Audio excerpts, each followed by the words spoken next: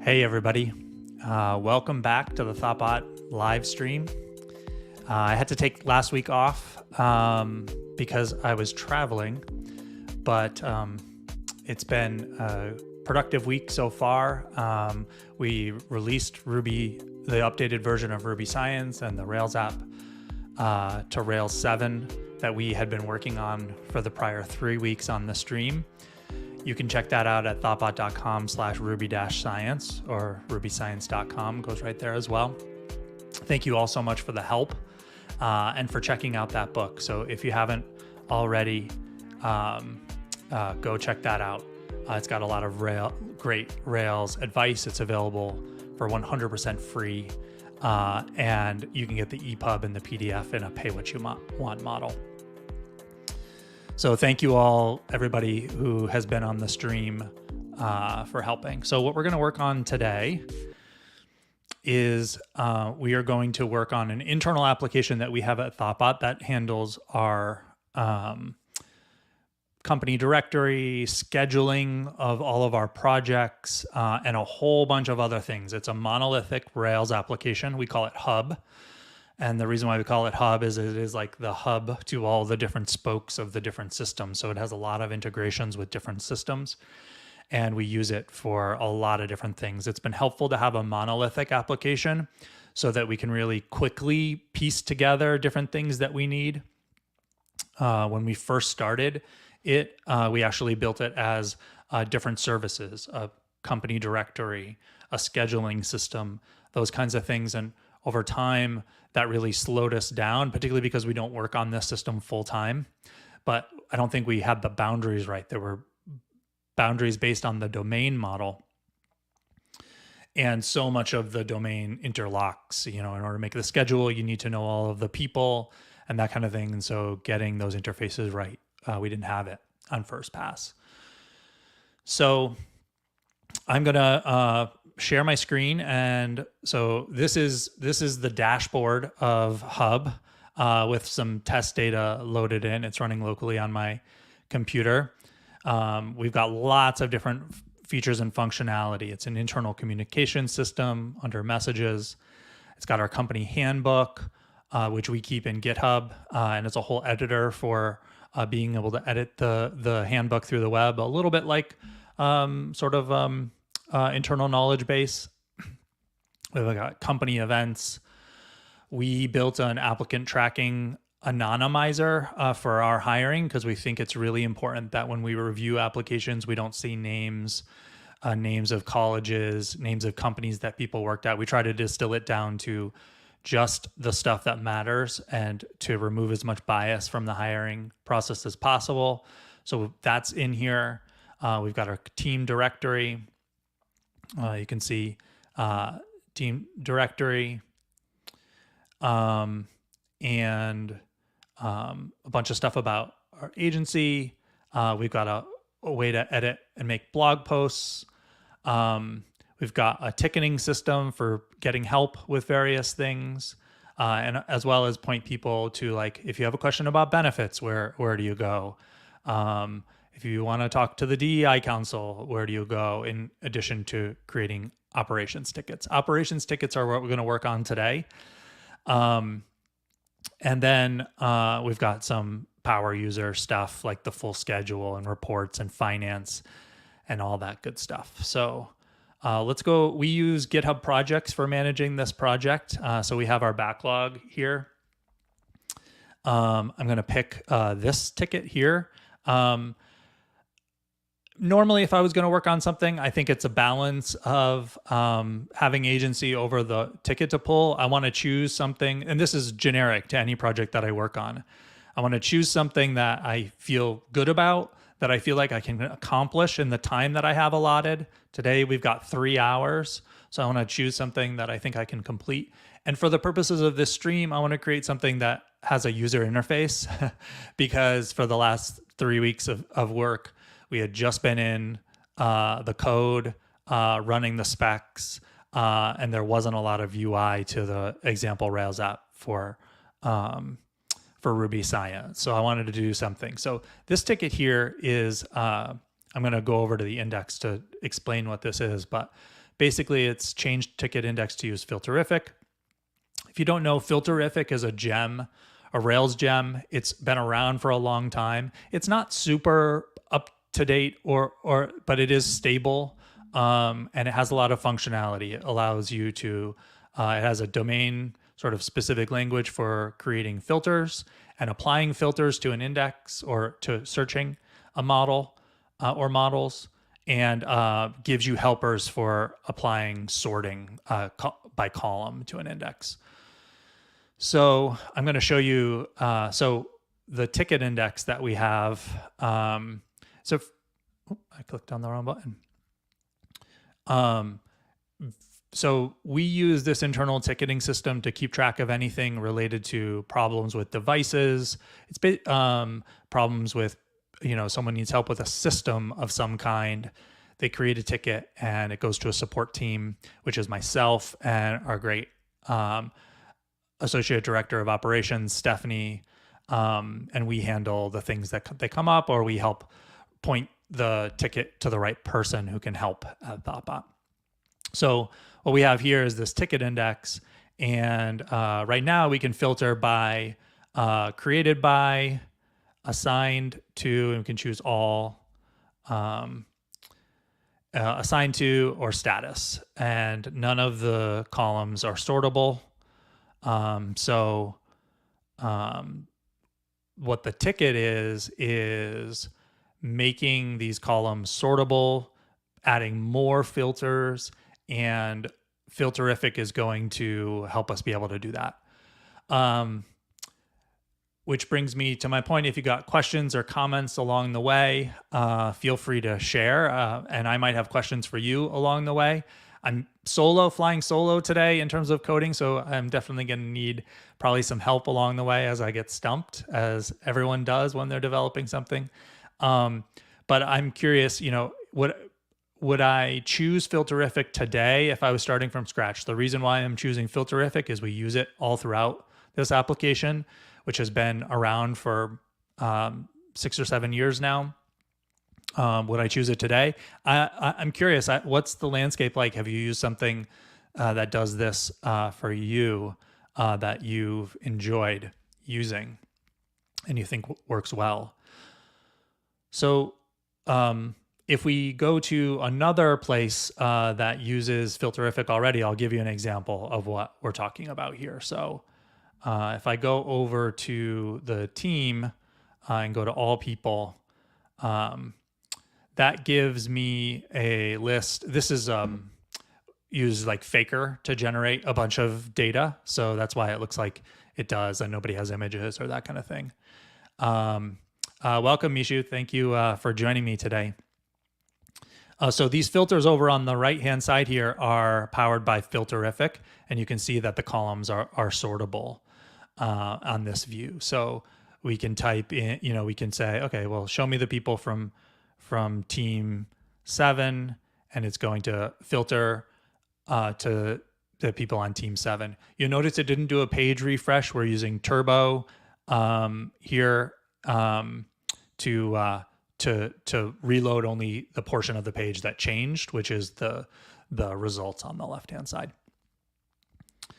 And we've got a lot of other filters on this page. We've got departments and the regions that people are in, the companies that they belong to, because this system isn't just used by thoughtbot, it's used by people that we work with as well if we're working on a project alongside them. So that's what filterrific is going to give us. And we've got a bunch of helpers for, I filtered to team 7, so now it's saying 9 people on team 7 up at the top. I can actually click this. All these links are generated dynamically using helpers that we already have in the application. So if we go back over to the ticket index, you can see that we don't got any of that functionality. We want to add more filters. We want to do that sort of thing. So let's go over to the code for this. These are the specs, which actually is where I'll start once I actually start to write code. I always try to do test-driven development whenever possible. So I'm gonna go to this spec and look at it. This is the feature spec for the tickets. So a person views their open assigned tickets. There's a couple things being tested in this feature spec.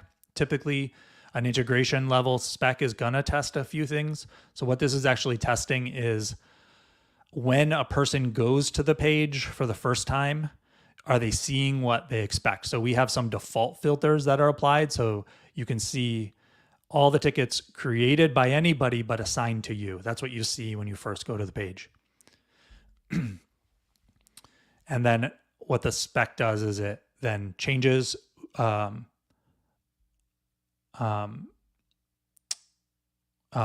filter to just done tickets, show that we see the done ticket, which wasn't shown on the previous page, and then filter back to created by and assigned to everyone, and see, okay, I now see this other person's ticket on the page. So those are the specs that we have in place now. Let's go over to the controller. So I'm looking at this controller, and so we see that we have some methods at the top. Maybe set the default person search, maybe set the default assigned search, maybe set the default status search, and then do a active record query right here in the controller, merging in different queries based on the parameter for status, person, and assigned. So let's dig into these maybe methods here.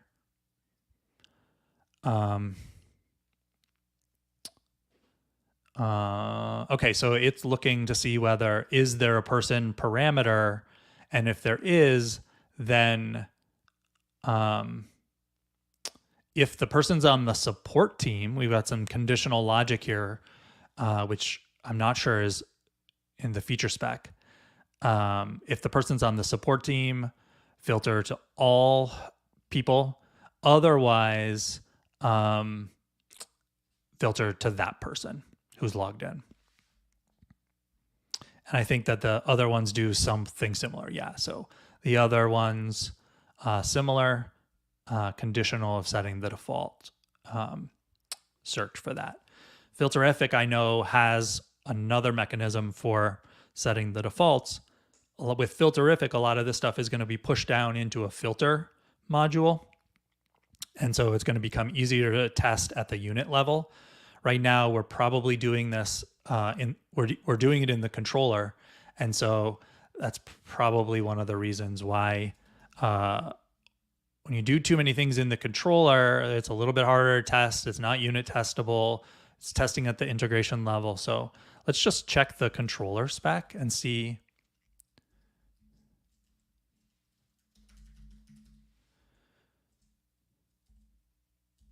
Yeah, so there's not even a controller spec for this. So we'll see if we have to write one when we go. So, okay, so then we've got these status query methods. So what that does is, if the status being passed in is active, merge in ticket.active, so only show active tickets, else show tickets where the status is done. So we're showing the done tickets. Person query, if the person searches all, do all tickets, otherwise merge in the person being searched for.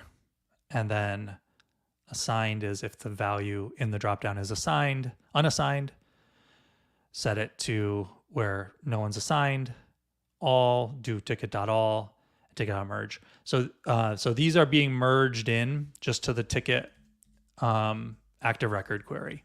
So that's what we've got right there. And then we have some default includes to get rid of n+1 queries for all the tickets, comments, people assigned, that kind of thing. That's straightforward. And then it's being ordered by, whatever ordered is, let's see. So due on ascending. Okay. So when we're done with this, what's going to be happening here is we're going to be doing some filterrific stuff, which is filterrific has mechanisms for setting the default search values, and our columns are going to be sortable. And so we're no longer just going to be hard coding the ordered thing here. It's going to give us some syntax for, or some helpers for sorting by the columns. So I'm doing this on the fly. This is real coding for something that I haven't, I've done some other conversions to filterrific within the app before, but it's not like I've done a ton prep here. So I am really just digesting it in the same way that you are along the way.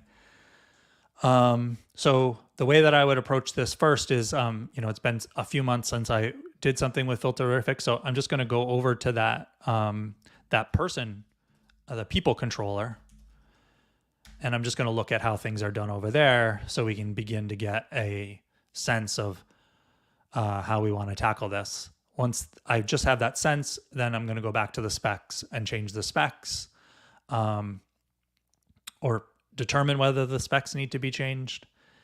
So what the people controller is doing is it's loading, in a before action, it's loading filters, and then it's setting the people to filtered people. So let's look at load filters. Load filters is initializing filterrific, giving it a people scope. So a people scope is basically all the distinct people, and that's where the n+1 queries are removed using the includes.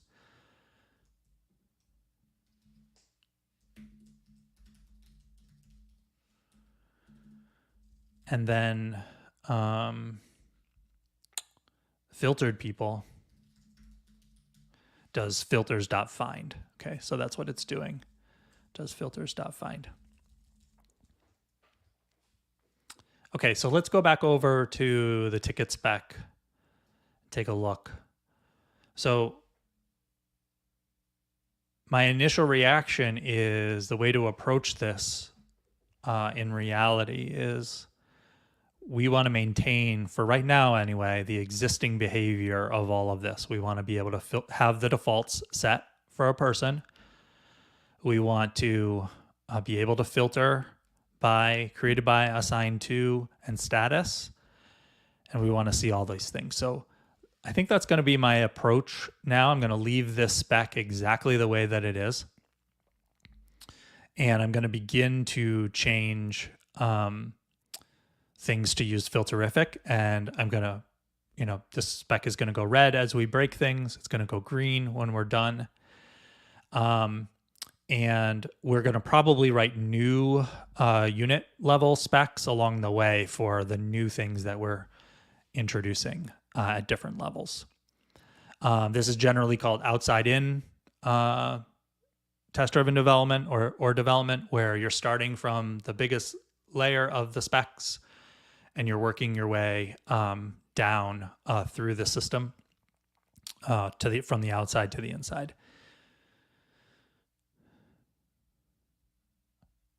Okay, so I think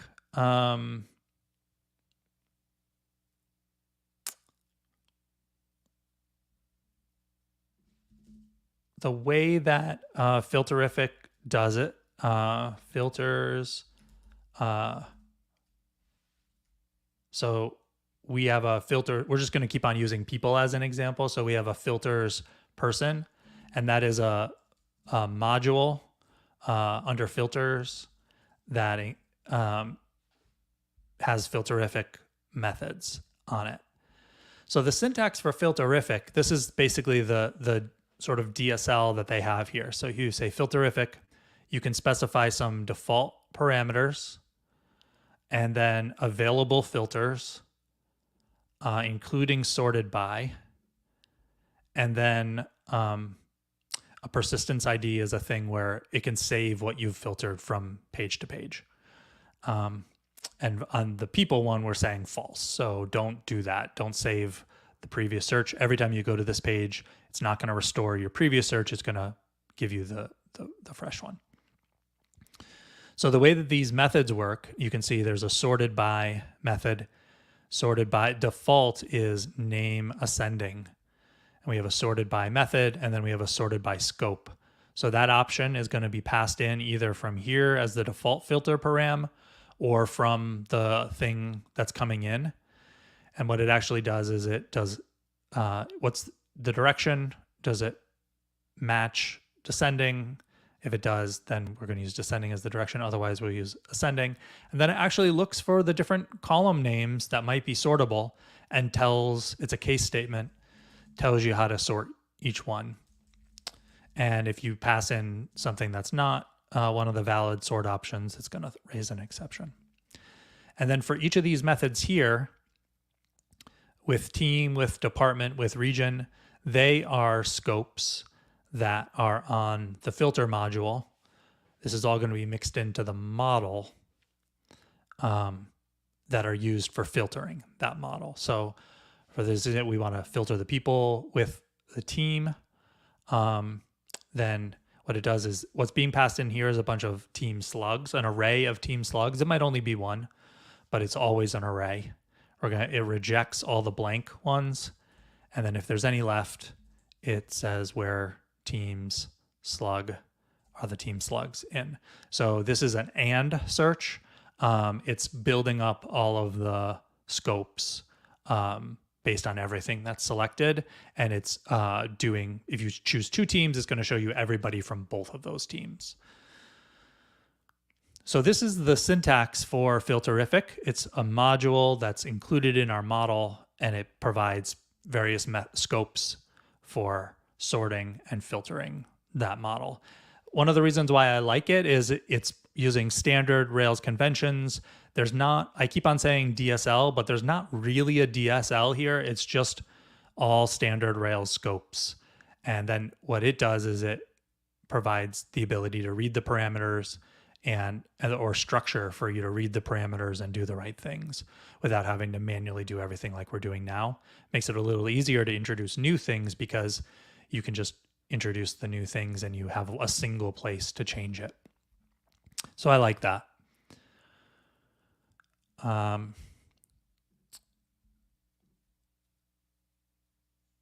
Okay, so, and if you saw, there's a filters person spec.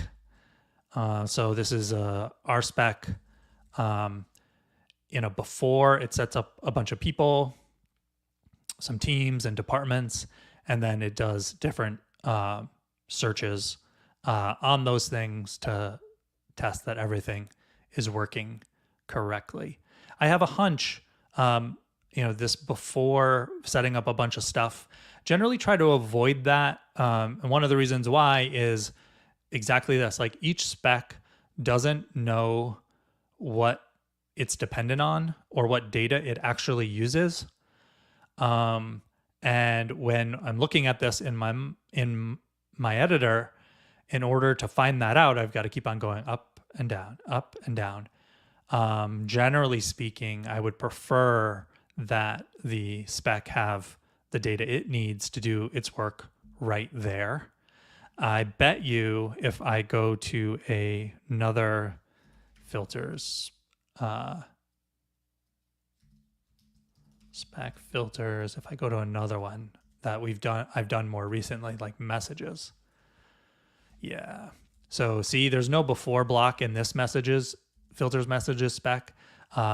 Each scope, it's the specs for that scope set up the specific data that it's expecting. So you can see, okay, I'm looking at the spec, it's testing with interests. I can really see this is the data being set up for this spec. There's no external data coming from anywhere. And then I'm testing what I expect, and it's all right there for me. Find that a lot easier, and it's less prone to breakage because someone changing what's needed in another spec isn't going to break this spec. So it's a lot more isolation. I tend to like that. Okay, so we're going to do that same thing here. So we're going to create a new spec for the tickets filter. So it's called ticket filter. Sorry, it's under filter. So it's called ticket spec.rb and it's under filters.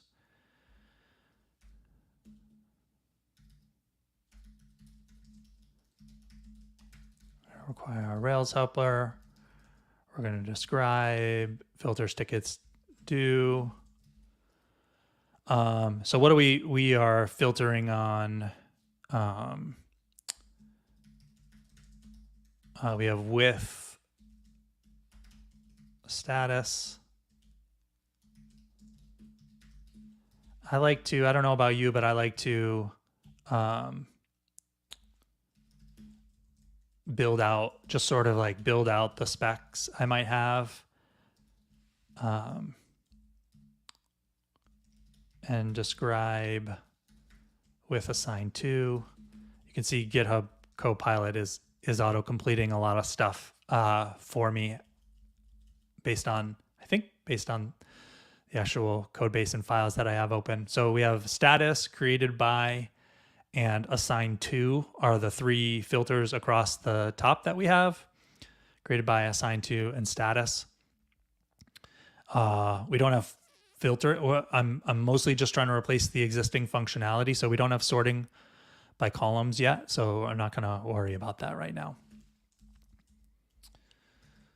So I'm just gonna, so there are no existing specs at the model level for this specific filter, because if you remember, that tickets controller is just composing those queries right there in the controller.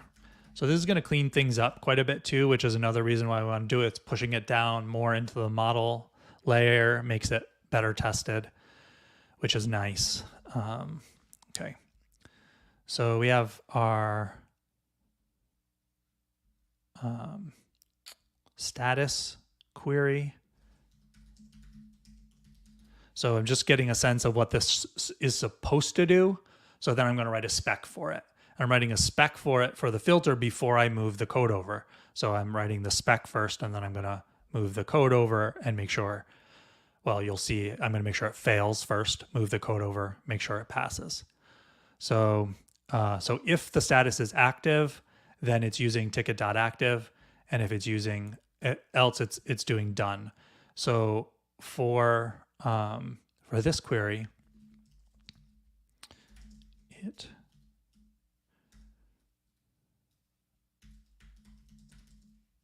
active tickets when active is given, it returns the done tickets when done is given. So active tickets are, I happen to just know this off the top of my head, active tickets are a to-do ticket, and in progress tickets are considered active. So we're going to create a ticket and then so we have our 2 tickets, and then we'll create a done ticket. So it's auto-completing a bunch of this stuff.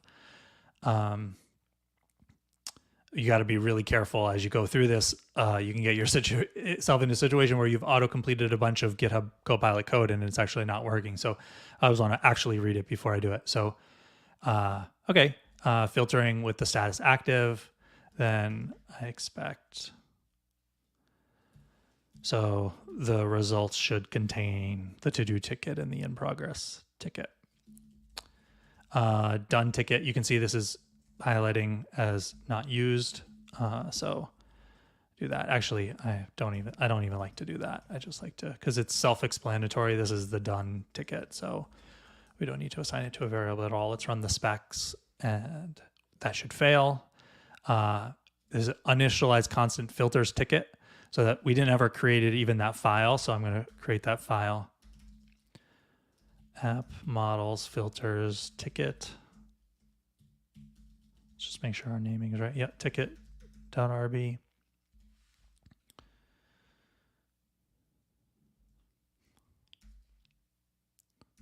It's a module filters.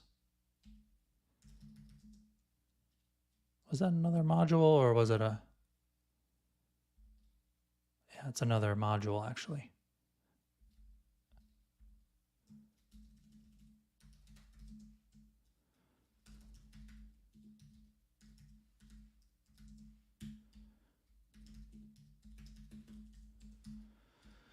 So with active support extends, you do included there. Okay. And then we have our methods. Remember, what we're writing is the scopes. So what we just wrote was the with status scope. So I'm not gonna fill it out at all. Now we've solved what was read there. I'm just gonna run that spec again. We should get it should still be red, but now it'll be different. Undefined method scope for filters, ticket module. Oh, I think I'm doing the wrong thing here.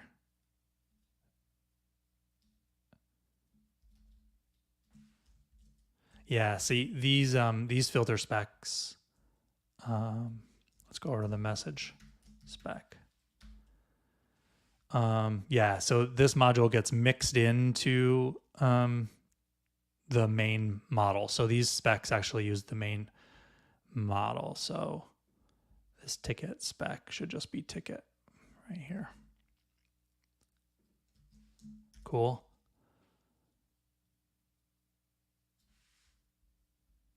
And now we're getting the same error, but I realize now that what this means is we're not including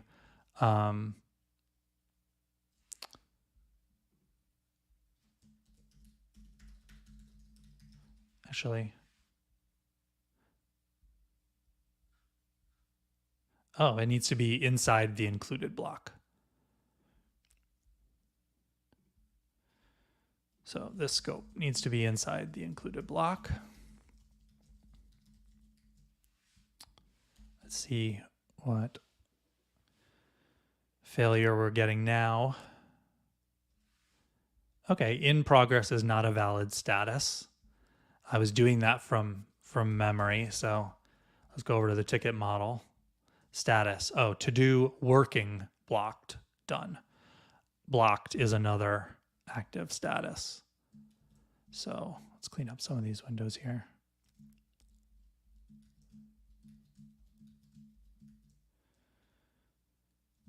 Okay, so it's working ticket.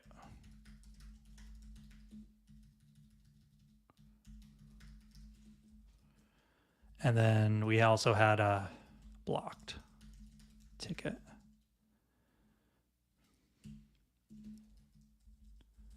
And then blocked should be.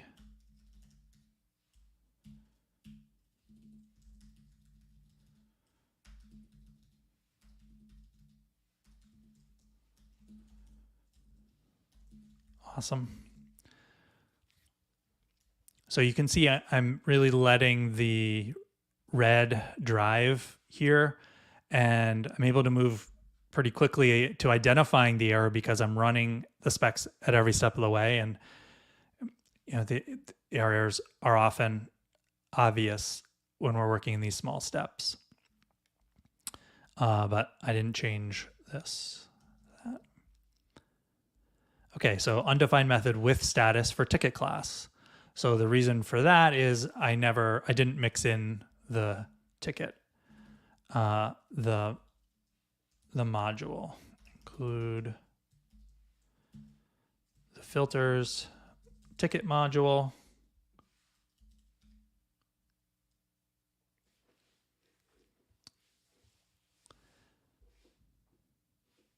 Uninitialized constant active support callbacks filters ticket. It's an interesting error. It's one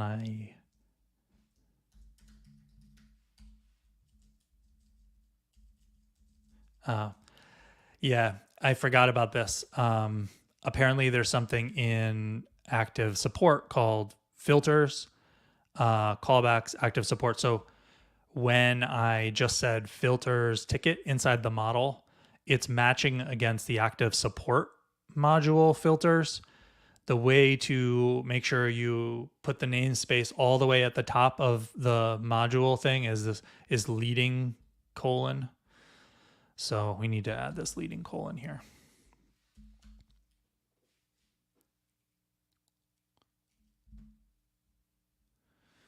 Cool. So now we've got a spec where the failure is I'm doing the search, but I'm not getting the results that I intended. That's great. Because, and the benefit of working this way is I now know I've got all the infrastructure that I needed to have in place to get things to work. And at every step of the way, I did only what was necessary to get the spec to pass. And now I know the search is being done with the right infrastructure, but not getting any results. Well, we're not getting any results because I had an empty scope. Exactly what we were expecting there. So, so now what we want to do is if the status is active, then we want to use, we're inside of the model at this point. So we can just say active, else,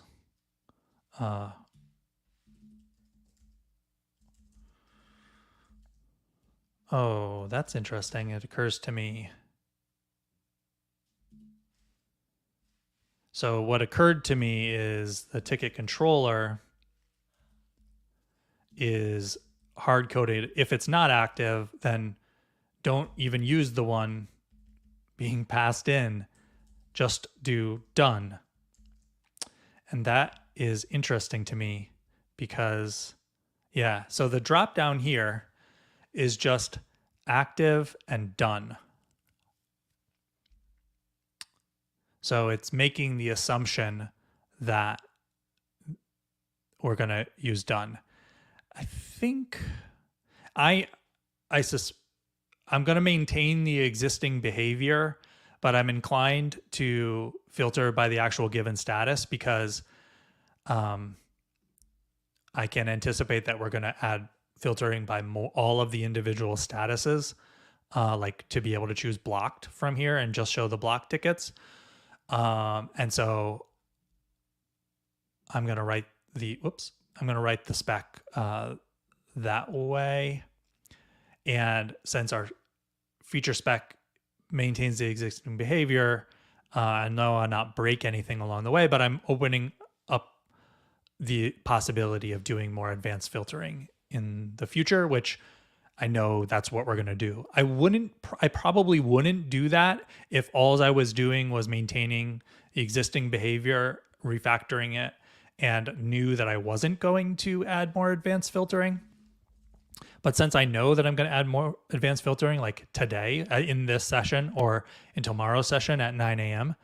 US Eastern time, speaking of which, I'll be back online either continuing this or picking up another ticket tomorrow, 9 a.m. US Eastern time. And tomorrow I'm going to be joined by Joel Kinville, one of the co-hosts of the Bike Shed podcast, and we'll do the pairing session together tomorrow. So especially if you're a fan of the Bike Shed podcast, bikeshed.fm, you should tune in for that. It should be a good time. Okay, so I talked too much. Now I lost my place. Okay, so we've got the active, calling the active scope, otherwise that. So let's rerun our spec. Now I actually expect it to pass this time. Let's see if it actually does. It does, great. So let's go back to our spec and we're going to write the done. So I got a little ahead of ourselves. I never wrote the spec for the done, but the code is already there for the done. It's a mistake. Ideally, if I was working 100% perfectly, then it wouldn't do that. Oh, it gave me a lot of code here. What it's doing is creating tickets or with a done ticket, passing in the status done, and it should contain exactly. This all looks correct to me, which is sweet. Now, because I've already written the code, let's run the specs. It'll probably pass. It does. Because I got a little ahead of myself, it's always nice to very quickly just make sure that it fails when you remove that code. And it does. So that's good. We know that we have good coverage on that and everything's working the way that we expect. Okay, so let's do the filtering by created by. We're going to do the same thing that we did before we're going to look at that created by filter in the controller, just to get a handle on what it should do. So this is called person query. Yeah, person query in the controller. So otherwise, if it's all, it's going to do all, and if it's ticket, it's going to do. If it's not, it's going to do by the specific person that's being passed in. Now, we're changing from a method here to an active record scope. And active record scopes have a feature where if they return, I got to make sure I get this right. If they return nothing, they return everything. That's why the message filter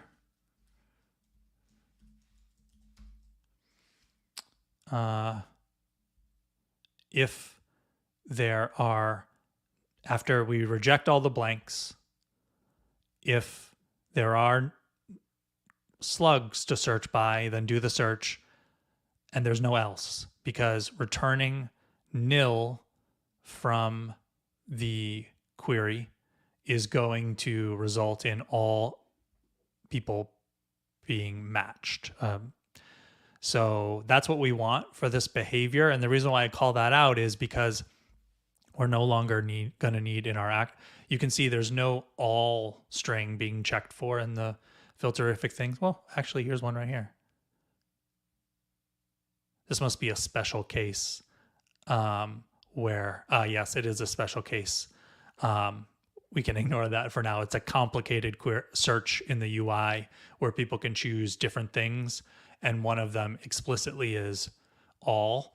But generally speaking, we no longer need to have an all value being passed in. What that's going to be is the value in the dropdown is going to be nil or an empty string, which is going to come through as a blank, and that's going to be filtered out. And so it's automatically going to return all the tickets that have that particular, that are created by anybody. So that's what we want to do here. Ticket. So we're going to now do, we're going to be expecting slugs of people to come in. So they're not their IDs, but they're friendly finders. And then we're gonna filter by that. So let's write the spec. It returns all people when no people are given. So that's a difference. It's going to maintain the existing behavior in the UI, but it's a difference to the way that this is. It returns tickets created by the given, and for the purposes of this spec, people. So once again, I know filterrific can more easily filter by lots of different objects. So I'm giving the groundwork of writing this such that it takes arrays of people, even though our UI only does one person right now, because that's going to allow us to maintain the existing functionality, but lay the groundwork for the advanced filtering that I know that we're going to do.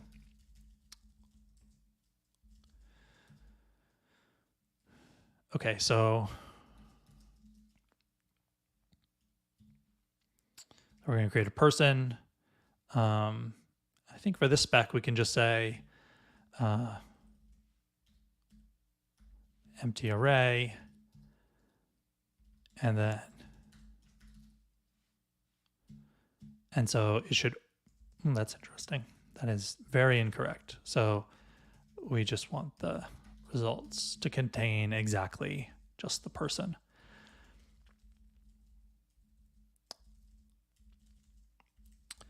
And then one as well write the other spec. So we're going to create a person 1, person 2, and then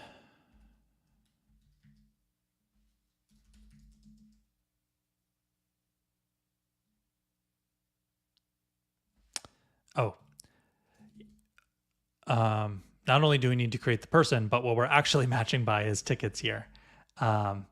So we need to create a ticket with that person in mind. So then we're doing tickets created by, and actually what it is going to match is just give us that one ticket.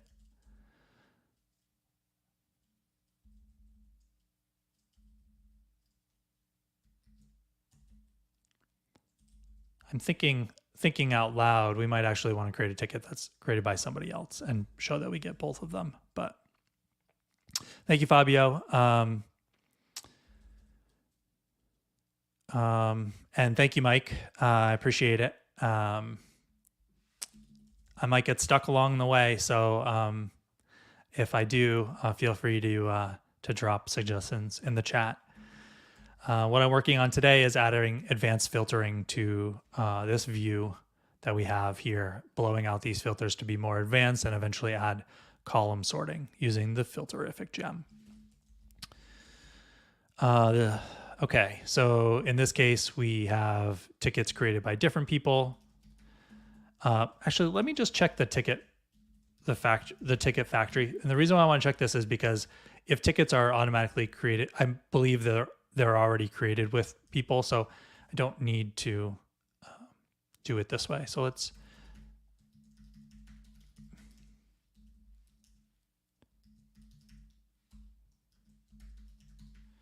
yeah, the ticket factory is already created with these are required fields. So they're already created with a person and who it's assigned to. So we don't need to write these specs this way. I can just create the ticket. And that is going to be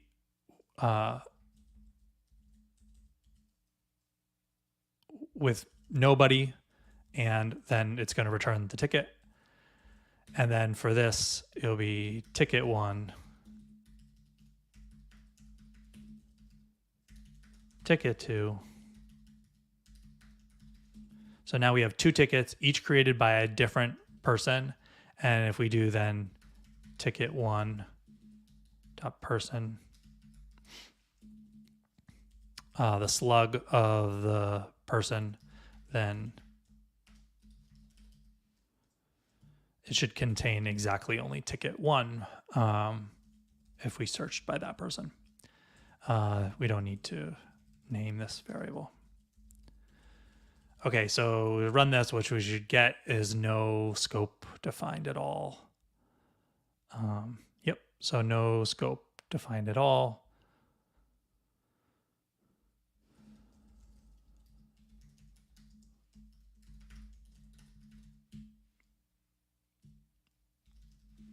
This should be called people slugs to give us a clue of what's in there. Let's just run that.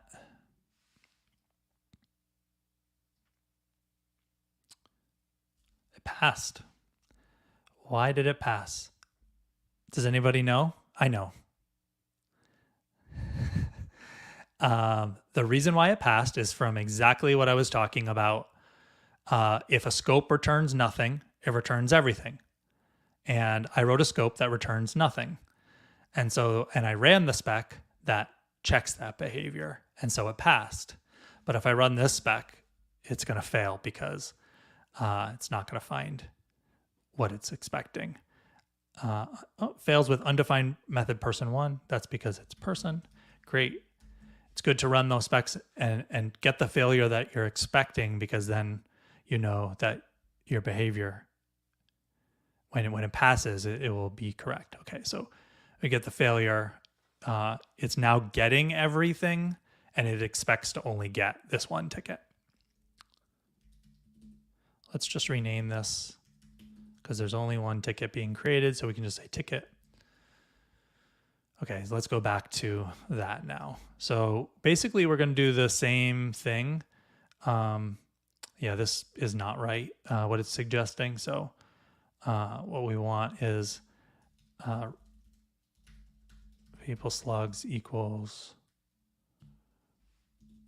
actually, let's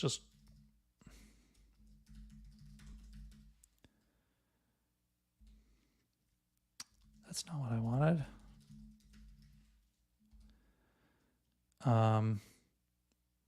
I was just going back here to make sure that I got it right. So we get people slugs in, we're going to reject. Cool. Okay. And those ones were called person slugs. So let's just keep it that way. Just keep the naming between the different things the same.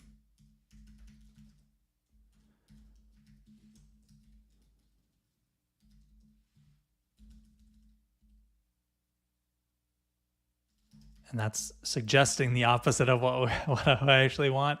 So if there are any, then we want to where. So let's just check the ticket class and make sure there's not already a finder. Yeah, there already is a finder, so we can just use that one. And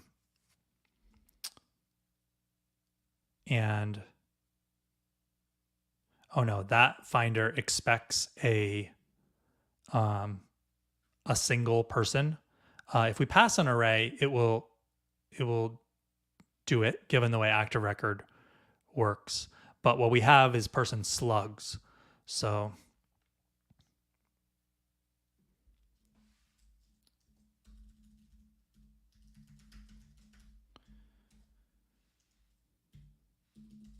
that's the way that we wanna look up the people by the slugs.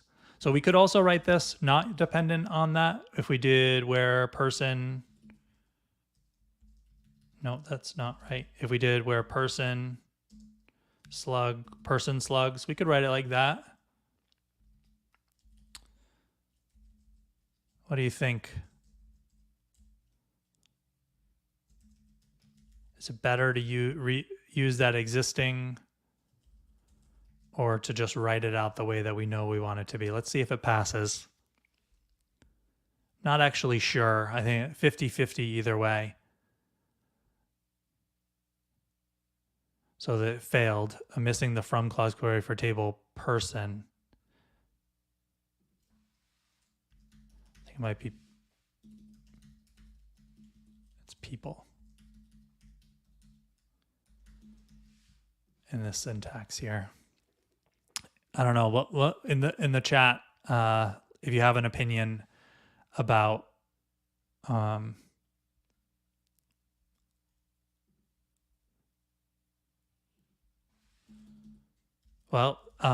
actually the fact that this is failing and what I'm gonna need to do is write a more complex thing. I need to make it reference people and do that stuff. So I'm gonna go back to using the built-in finder that we already have and see if it passes with that. If it does, then that just made my decision for me because I'm gonna take the path of least resistance. Oh.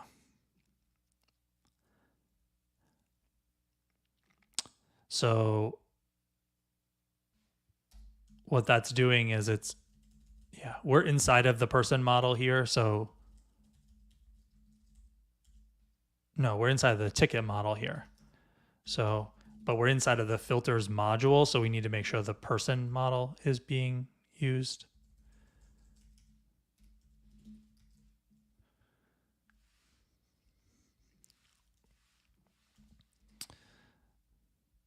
So we've got one person in the chat says, please be consistent with the existing message filter. So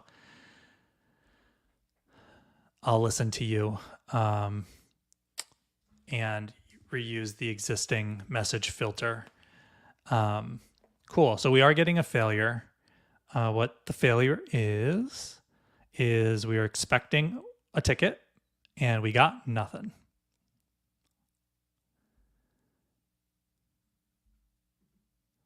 And I spotted immediately the reason why. We are creating the created by scope, and I used the assigned to scope.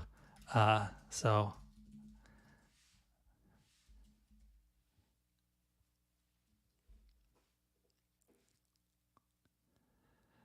if you don't do test-driven development, hopefully you can see how it does shorten the cycle, because not having to go over to the browser and choose something in the dropdown and see the failure and like the failure, you can work in these type feedback cycles and work pretty quickly through debugging problems like that. Okay, cool. So I switched it to use the right thing, and now it's passing. So let's run the whole spec for our filters.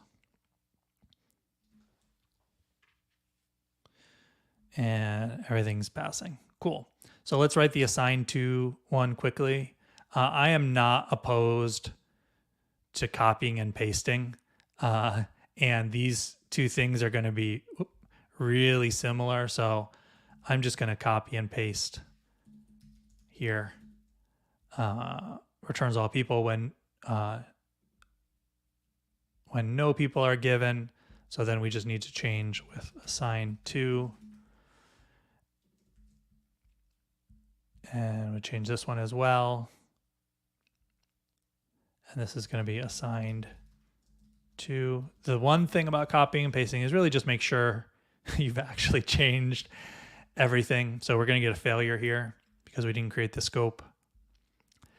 I work this way when I'm working myself. I don't know, I might not talk out loud, but when I'm doing test-driven development, I'll say, here's what I expect to happen. And when it doesn't happen, then I'm like, oh, okay, it didn't work the way I was expecting. That means something is wrong. It's good to know what you think is going to happen so that when it doesn't, you call it out. Okay, with the undefined method with assign to, that's exactly what I expect to happen. We've not defined our scope yet. This is going to work the same way, so I'm just going to copy and paste as well. And now we're going to use the assign to. That looks right to me. So now this spec should pass. Hey there. For those of you just joining, welcome, Rafik. We have an internal application at thoughtbot. It has a lot of different features. One of them is tickets. And so we have this filtering on the tickets index here. This is example data loaded into the app running locally. And what we're doing is we are refactoring this existing filtering functionality to use a gem called filterrific, which is going to make it easier to add a bunch more complex filters and then column sorting, which we don't have on this view. So that's what we're doing now. Here was the ticket that or the GitHub issue that we picked up while we were working on this. So,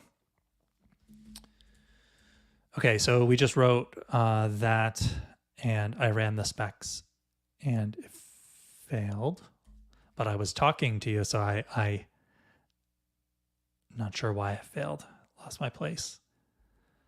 Cool. So it failed. So it expected to get the ticket assigned to. So I suspect we go back to our spec. Yeah. So we need to change this to the assigned to person. That's the problem with copying and pasting, is that if you forget to change something, you end up not actually saving the time you thought you were going to save by copying and pasting. So that passed. And now everything in our spec file should pass. Cool, it does. So we've got the new filters set up with specs, which we didn't have before for the individual things, for finding by status, created by, and assigned to. We've got our scopes in the filter module there that are doing those things. So now we should be able to go over to the view, the controller, and change the controller to use that stuff. So we go over to the tickets controller. We're gonna not worry about the default stuff yet. Oh, but that's right at the top of our spec. So if we don't worry about that, it's going to mess up and it's going to fail, and we're going to need to get that to green before we do that. That's really good to note. I'm glad I caught that because I should have been working on that from the start. So let's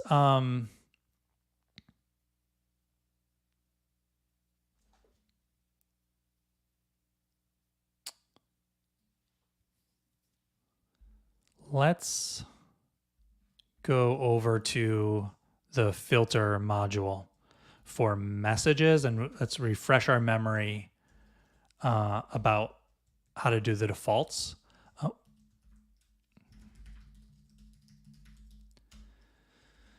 So the defaults are set by default filter params being set on filterrific. In this case, we're only setting default of sort by. Now, this is a hash and it has no ability to do dynamic defaults, which is what we have. We have those dynamic defaults. That's why those methods are called maybe, because we might not set defaults, or we might set different defaults based on the role of the user. So we need to do that a different way, a little bit of a different way. So let's go over to the messages controller and see if any defaults are being set there.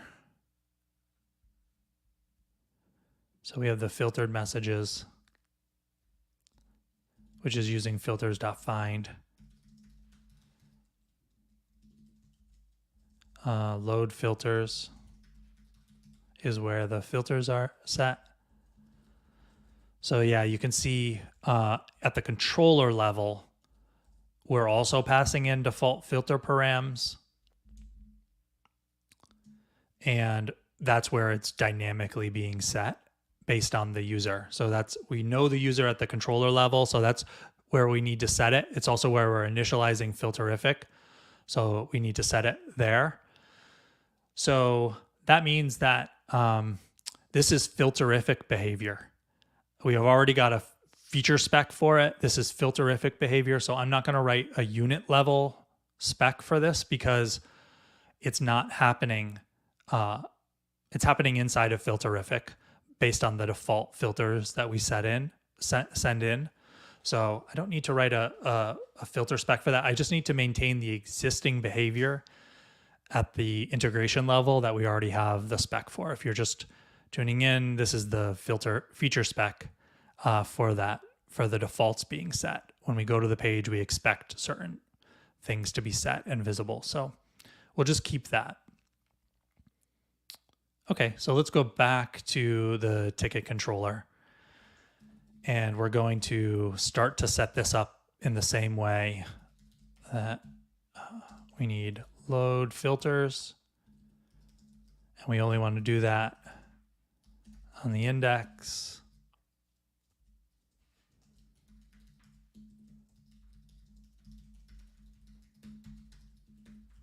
Again, I'm going to just sort of shamelessly copy and paste from the message controller, but being careful about it so that I don't. So the load filters is setting a filter instance variable and then making that instance variable available as both a local header reader and a helper method that's exposed to the views. So we're going to do the same thing for the tickets. So that's fine. Now we need to scrutinize this. So there's going to be ticket scope, default filter params. Going to remove that for now. What I'm doing is just setting up the infrastructure. This method doesn't exist. Actually, no, what I'll do is I'll replace it. And I'm running the risk of doing too much here, but again, we have our feature spec backing us, so we can pretty confidently change things here. So this is going to be, we need a default, or the defaults. We need a default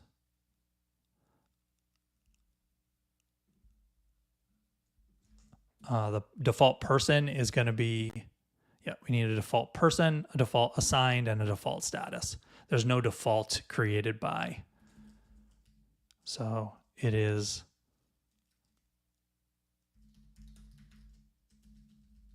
with created by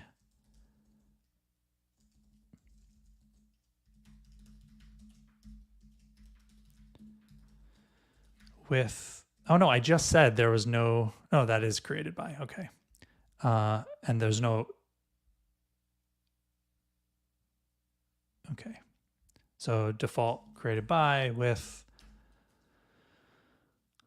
assigned to, default assigned to filter, and with status, the default status filter. For those of you just tuning in, these autocompletes, I'm coding on this on the fly, having never done it before, but these autocompletes are coming from GitHub Copilot, doing some auto completion helping out. So that's what's happening there. Okay, so we have with created by, with status. These methods don't exist. I'm purposefully naming them something different because I want to eventually create these new methods. And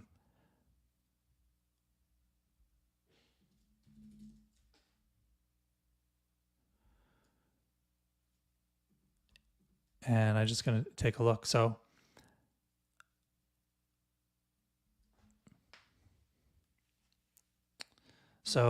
if there is a person logged in, what this is doing is if there's a person logged in, else then the default is going to be all. Okay, that's fine. So this is a little bit different. It's not doing it dependent on whether it's a person logged in. It's doing it dependent on whether there's already something being filtered on. But filterrific does that for us automatically. It's only going to use the default filter params if there's not already something being filtered on. So we don't need to be concerned with whether there's something being filtered on already. We only need to be concerned with this. If the person is on the support team, then we want to do all people. Otherwise, we want to do just the person who's logged in and show them the tickets that they created. So our default created by filter is going to be if the person is on the support team, then we want to do all people. That's an empty array like we talked about. And otherwise, then it's, oh, it auto-completed it correctly. It is the slug of the person logged in. Now, there might not be a person logged in. We can handle that in a couple ways, but I'm just going to do that. That says it's not going to blow up if session person happens to be nil.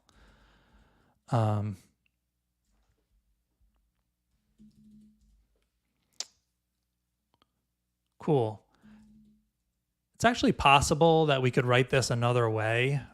It occurs to me, we could say if the person's not on the support team, then show their other tickets, and then otherwise don't do anything.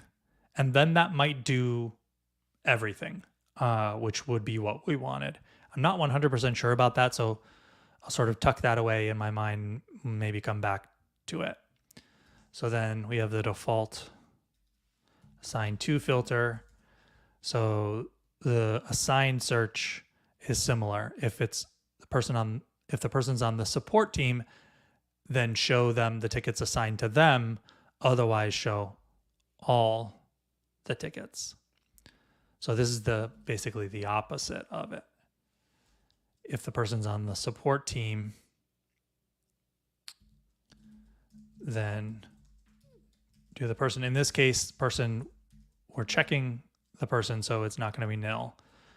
Otherwise, return all, have the default be everything. And then status is Again, we don't need to be concerned with what is being filtered, because if there's filters, then our defaults aren't going to apply. We only need to be concerned with what we want the default to be. So the default is active tickets. And so we want the default to be active. So in this case, there's actually no conditional here. This conditional only came from implementation of the filtering, which filterrific is going to do for us. So that means up here, we actually don't need this. We can just say, but everything takes a raise now because we're going to have the ability to filter multiple things. So that becomes active. Cool. So I'm going to delete this code with reckless abandon. I'm not going to delete that quite yet.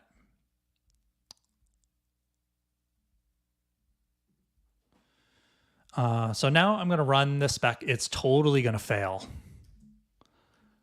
But what it's going to do by running it now is it's going to point me into the next thing I should fix in order to get this to work. So we got undefined local variable or method ticket scope. Cool. That's coming in the controller. So I use that tickets scope. I used it right there, but never implemented it.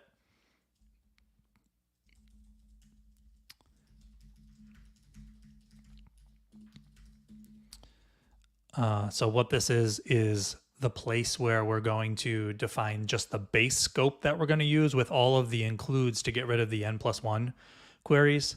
We have those up here. See all these includes here to get rid of the n+1 queries. So we'll be able to grab that, and we're going to remove the extra stuff that we're doing. So this is just the ticket with the includes. So that did that. Now it's going to point us at, it's still going to fail. It's going to point us at the next thing. So undefined method filterrific available filters. Actually don't know where that comes from. I'm guessing it's a filterrific method. Let's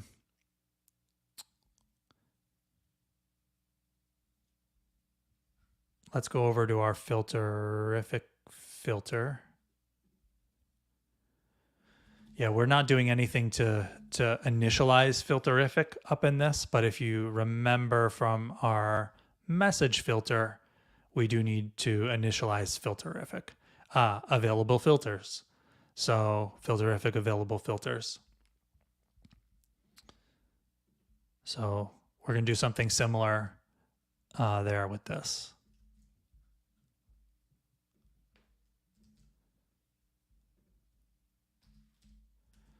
So our current, we're setting the defaults in the controller. Our available filters right now are with status. Let's just delete these. With created by and with assigned to. Okay, so now we're initializing filterrific. Let's see what our next failure is. Undefined local variable method may be set default person search. So we're actually still calling that method up there. We no longer need to do that. We no longer want or need to do any of that. We no longer want to do that.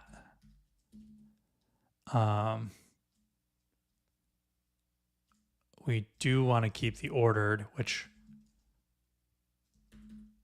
we should probably actually put that in our ticket scope for now.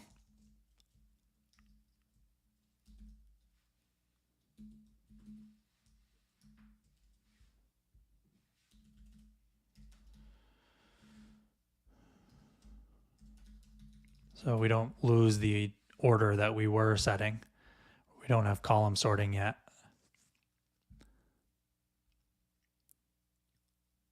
So this is still going to fail. Actually, cool. So now we're just doing this, which is completely wrong. We need to be calling filterrific. So let's bop over to our messages controller. filtered messages. Filterrific supports pagination, so we're going to get that. Well, it supports using a pagination gem. In this app, we use Kaminari, which I think is how it's pronounced. So we're doing that there. We do not currently have pagination on the tickets index, so I'm not actually going to add that yet. So really what we just want is filtered tickets. Check out that, what the filtered messages. Yeah, filters.find. We can just do tickets.find. Sorry, filters.find there. We might extract something later on for that. All right, let's do what we get now.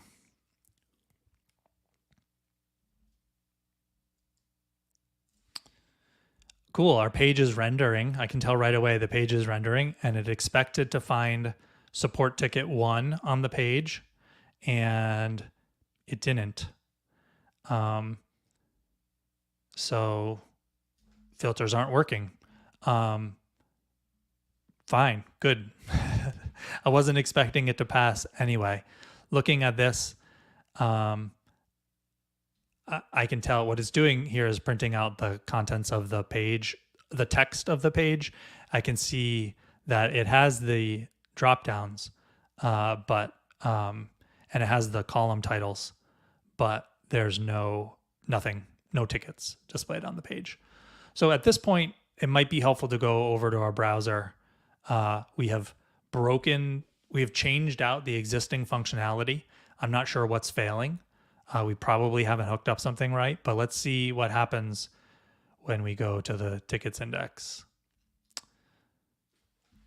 So it's not displaying any tickets.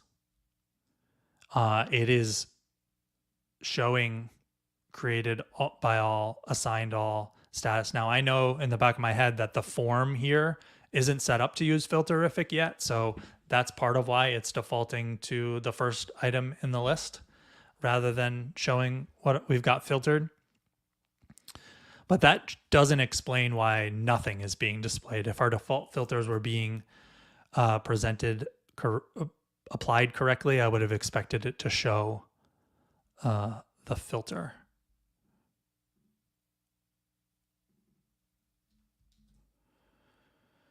So let's just look at the logs.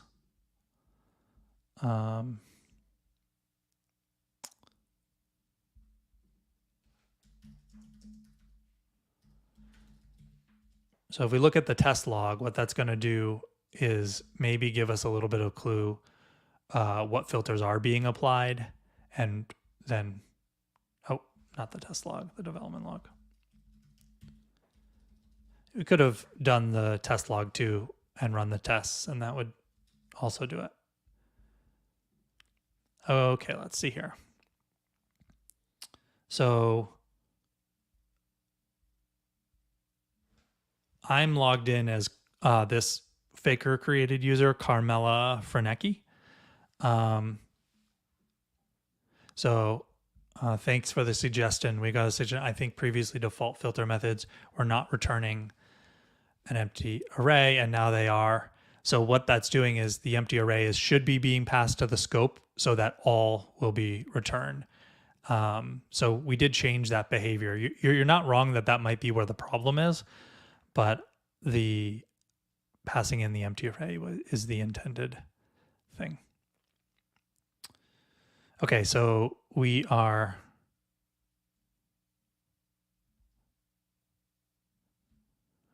so what I'm doing here is looking at the logs, and I'm looking for where it does a ticket load. So ticket load.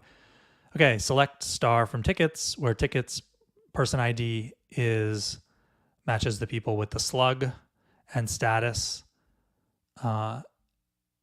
is null. Order by tickets due on. So that jumps out to me, and status is null. We would never be searching for a null status. One, there's not going to be tickets with a null status because status is a required field. and we are intended to be setting the active status, not the active status, but the active value on the default.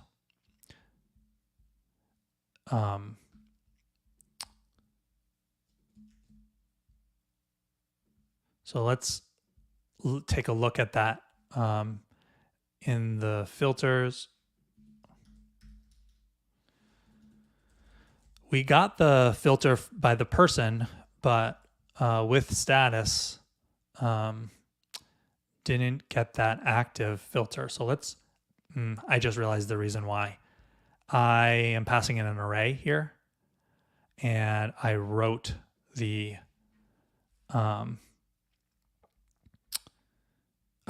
method not to take an array.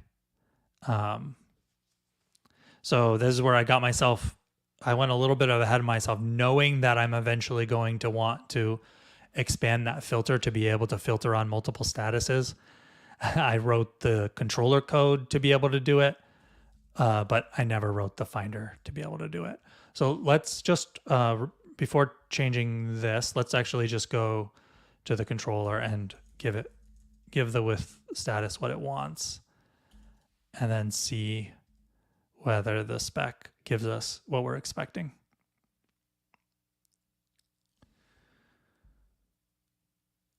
So it still failed, but I don't know that it didn't fail later. Yeah, so great. So it actually failed after it tried to filter things, which we know is incorrect. So let's go back here. Still expect to see that one example ticket we actually had.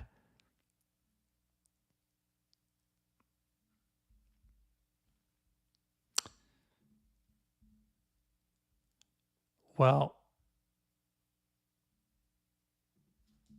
the specs passed. It's possible that well, let's see what query is being done now.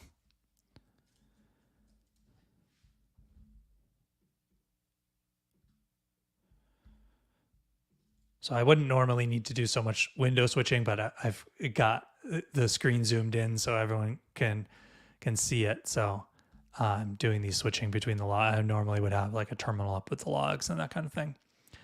Cool. So now it's doing the ticket load, and it's still doing status is null. The slug is being passed in appropriately. So maybe something's not working the way that I expect. Well, something's definitely not working the way that I expect. Default filter params with status. With status. With status takes one status. If it's active, return the active tickets. Otherwise,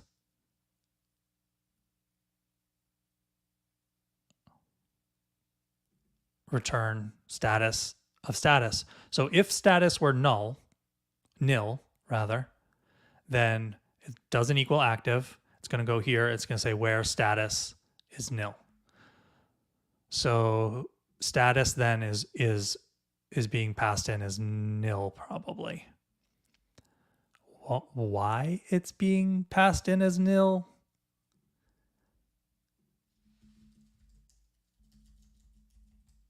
It's with status right there.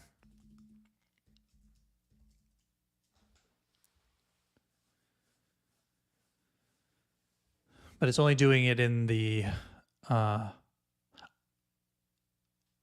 browser. Was that example ticket active? Let's see.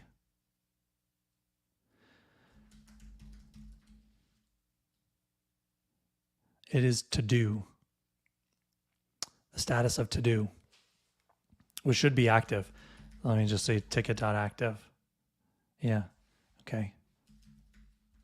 So it should be showing that specific ticket. The spec is passing. The feature spec is passing. It created a ticket.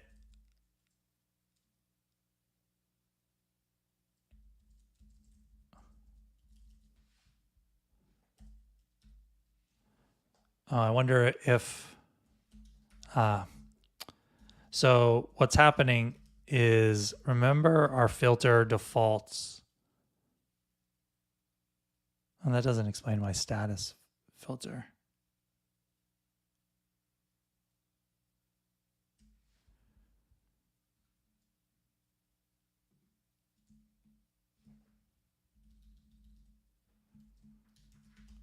Okay, well, I don't know why so we're getting comment. Thank you for the help. I really appreciate it, especially since I'm flying solo today. It's helpful to have the help. Maybe you need to look at the previous definition of setting default filters, because in the UI, it should set default values in all 3 filters. Well, I haven't changed the form yet, but that's actually what I was part of what I was gonna suggest is we could go and we could change the UI to be the actual things that filterrific is expecting.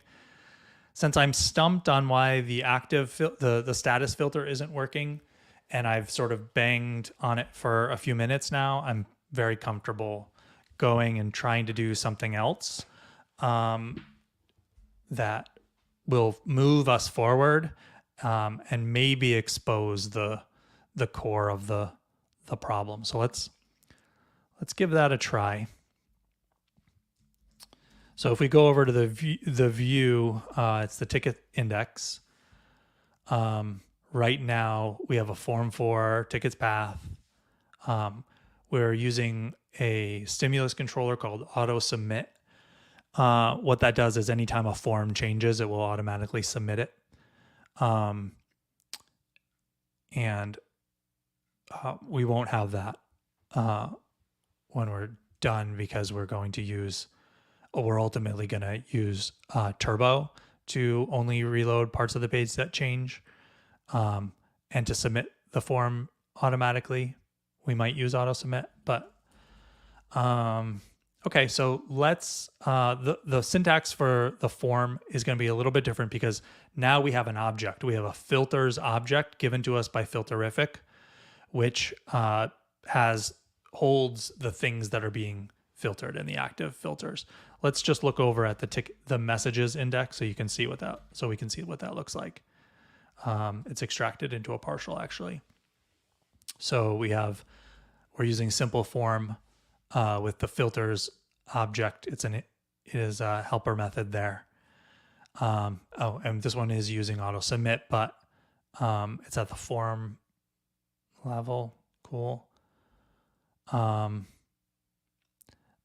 Again, this is that complex filter that's a little wonky. We're not going to do that. But here's an example of what we're going to end up with for filtering by a person, a message that's posted by a person. We have a helper called person options, which is generally the people that should be listed in lists of people in the system.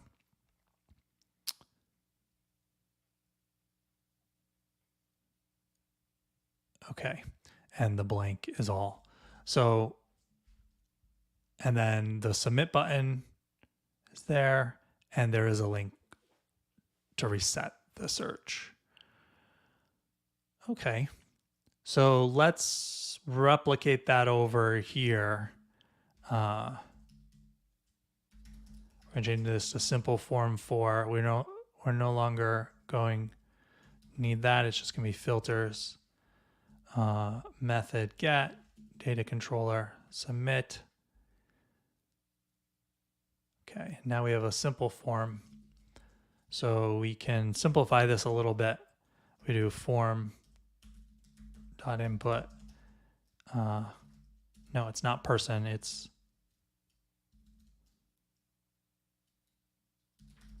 with created by is the filter that is being done. We want to specify the label as created by. Wonder why we have the text small class there. Well, I'm just going to replicate that So with simple form, you can say label HTML class. So we are using Tailwind in this app. Okay, so simple form, you pass in the collection by saying collection. Oh, look, we have people search options. We have a special collection here. I'm just gonna, I think I know the reason why it's not using people options and is using people search options, but let's just verify my hunch.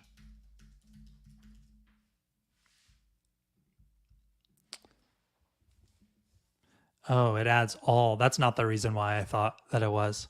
What I thought was there might have been a difference between being able to search for all people versus a drop down that shows just the active people. But that seems to not be the case. So in this case, simple form with the blank is going to be included for the all thing. So we don't need to do this the same way. We can use people for options.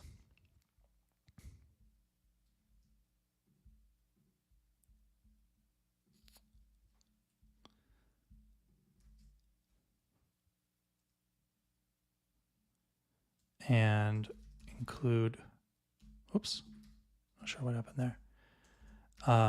Include blank all.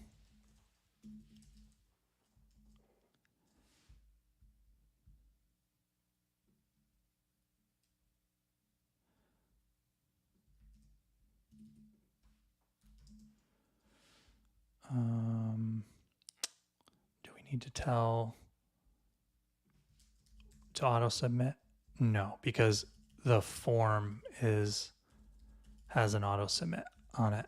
So we don't actually need it on the options. That's what I thought there.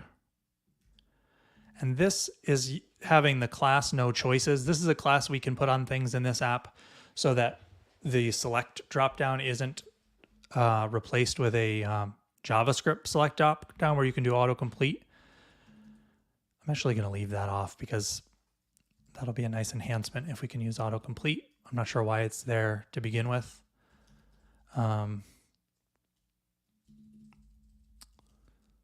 let's see how that goes. And then we're going to do the same thing for assign to.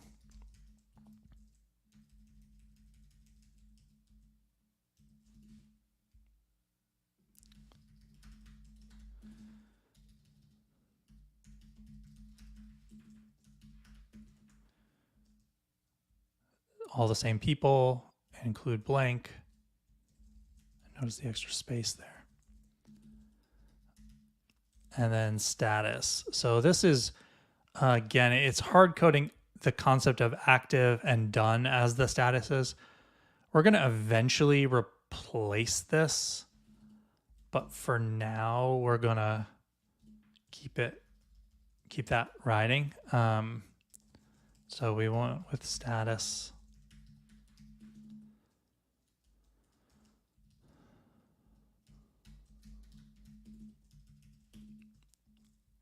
And the collection is going to be active and done. We're going to eventually replace that.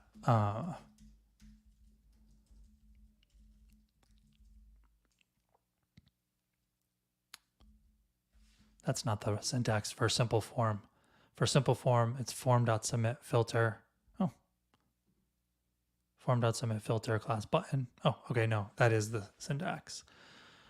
Okay, so in theory, that now changed to use the filters, which is being set up by filterrific to display which filters are active and to be able to modify the filters. So let's go over to the browser and see what progress that made for us. Okay. Undefined method people for options. Maybe we're not supposed to use that method.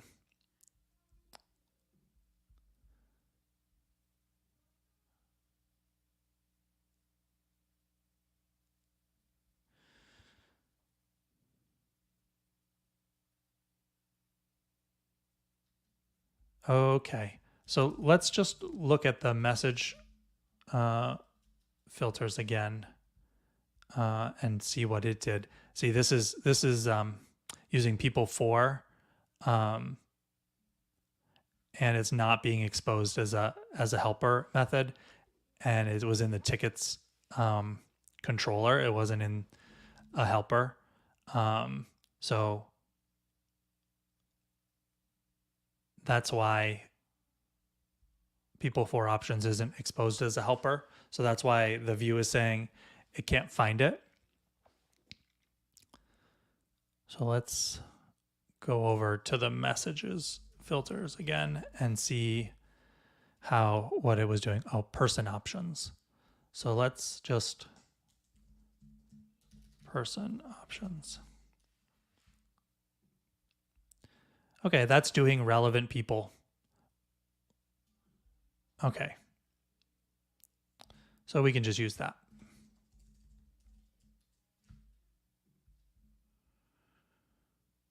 We can just say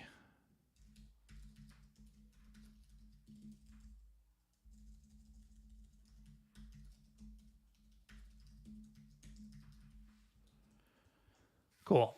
Okay. So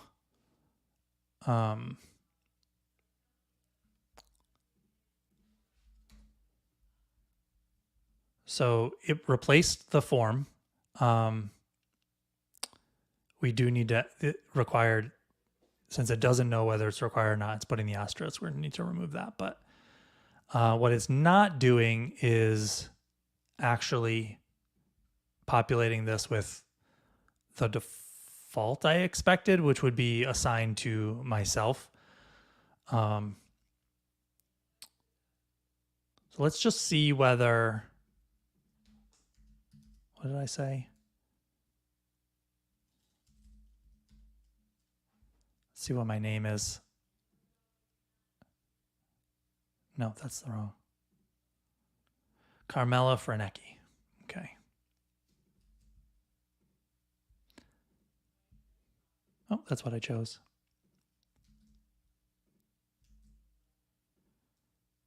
So it didn't actually submit anything, so that submit's not working. Might as well fix that. See if we got a JavaScript error.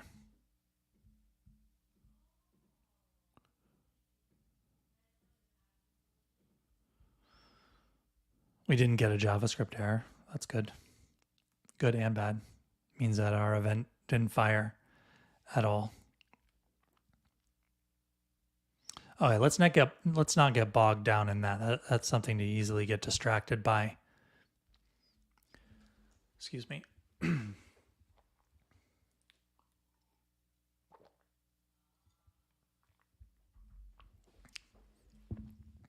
Okay. So we have ticket form was missing the stimulus action, I guess.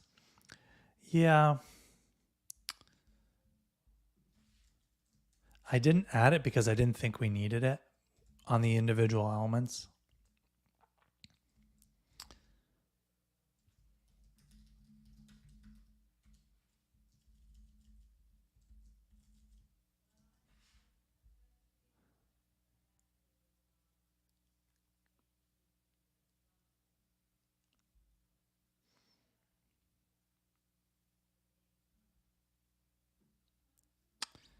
Oh, I may have missed. Did I pluck the name and the slug? I didn't.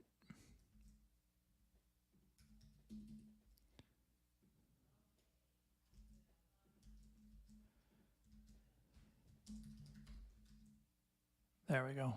So now it's showing me the default of filtered by the user that I'm logged in as. So that's good. It's still not showing me the ticket. Let's see what happens if we do.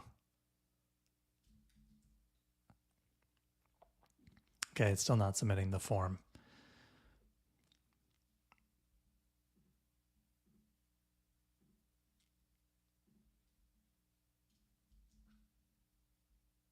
We're going to need to fix the problem of not submitting the form because otherwise we're not going to be able to actually use this in the browser.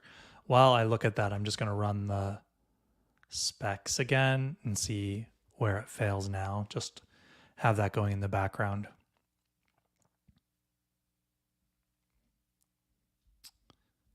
Undefined method reject for person 1. So where that's happening is here. So only an individual, these are written to take arrays, and only an individual is being passed in at this point in the spec where it's filtering, which is totally true. I never added multiple true to this input, to this select.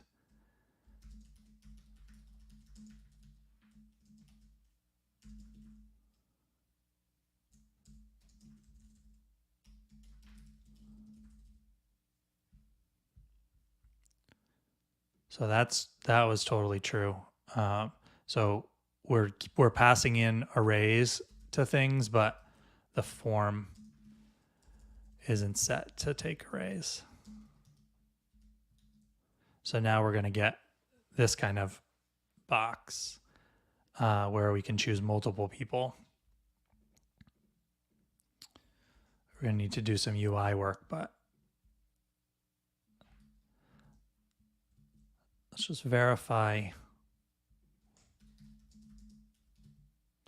that it's not doing submits. So there's the log. I'm changing the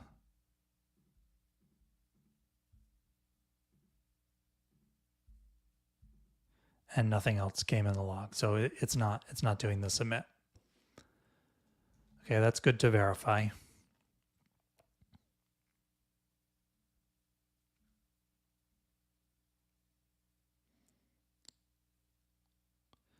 So it's still not getting that active status appropriately.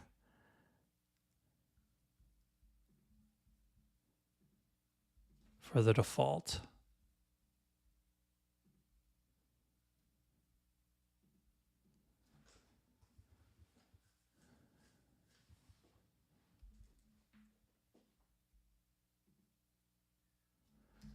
Out of a hunch, I'm just gonna,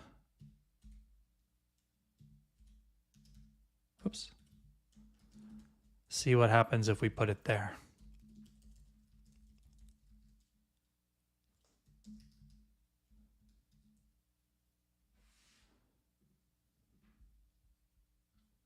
Okay, that's no change, and the ticket load is still doing status is null.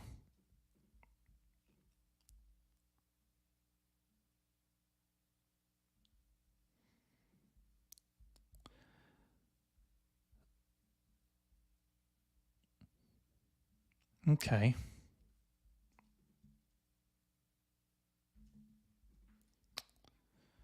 Interesting. Let's fix the submit problem here. Let's just double check. We have simple form 4, filters, method get, data, controller.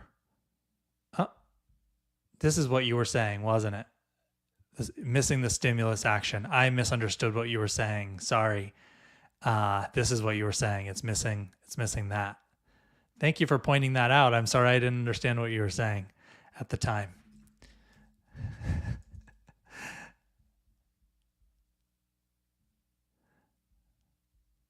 That's the kind of thing where if you could be missing it for hours. If you didn't have someone pointing it out to you, you might be missing it. So now if we change something, it should automatically submit. Yeah.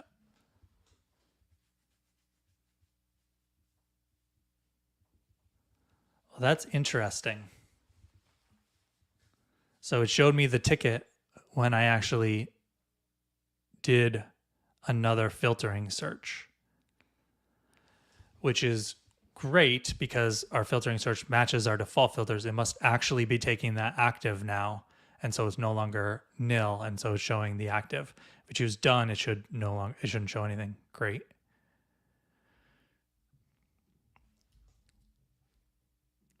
And if we choose a different person, this is Aiden Keeling is who it's assigned to. So let's choose somebody else. Yeah. So, filtering's looking good, except for that default coming through when we first go to the page. So let's refresh. Oh, we didn't reset the filter. So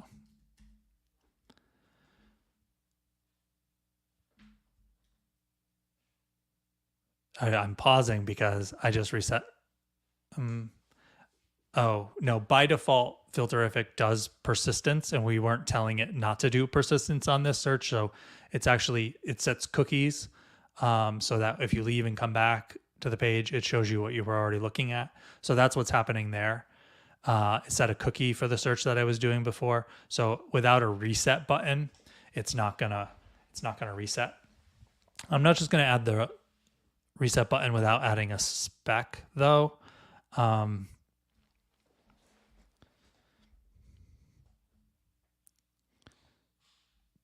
But that is, I'm not going to be able to reset it without, I can go to the cookies.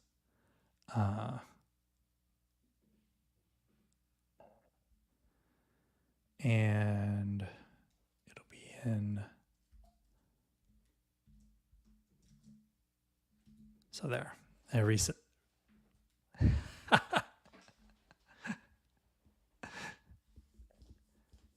What did I change that it's working now?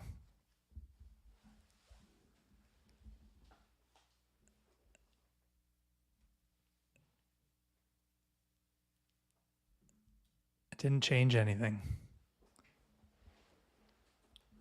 Let's see if our spec passes.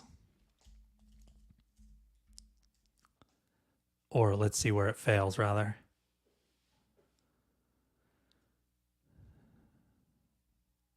So it expected to find support ticket 2. That is after the filtering.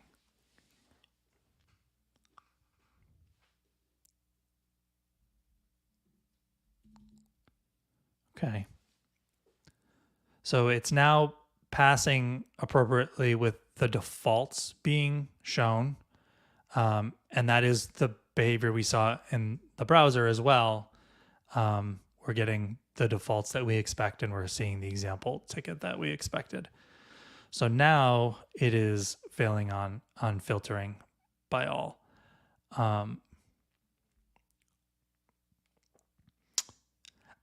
Yes, perfect. That is what is happening. So I had initialized filterrific with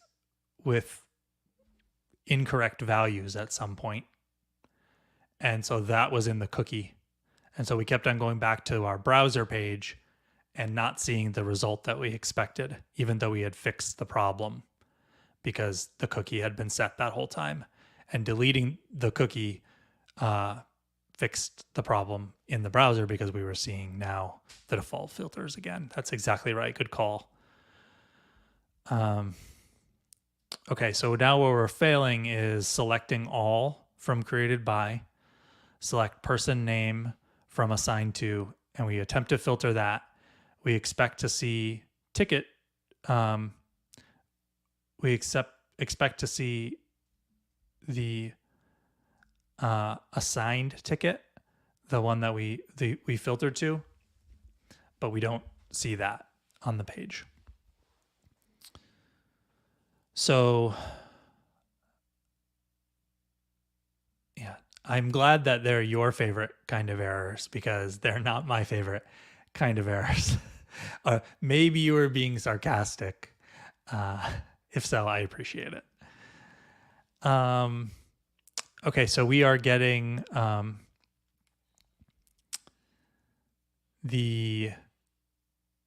we're selecting all. So one of the things that I note now is that there is no all option in the dropdown anymore like there was before. So if we go to our browser, there's no all option. All is choosing nothing now. And so I'm surprised that it's not giving an error and saying that there's no option all selected, or a no all option to expect. And I think the reason why is because we've replaced our dropdowns with this JavaScript method, and normal capybara, the normal capybara select no longer is going to work with that special thing. Oh wait, no, we're not using the JavaScript. So we're not using the JavaScript driver for capybara here. So actually, this is a good point. So let's we're getting this failure HTML here.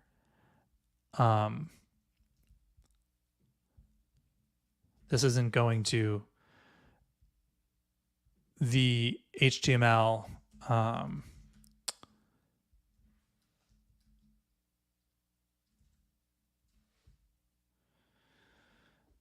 this driver is not using JavaScript, so we're writing the capybara specs without using JavaScript, which is a call to make. We might want to change this to use JavaScript, and then we can fully see that that choices.js is working.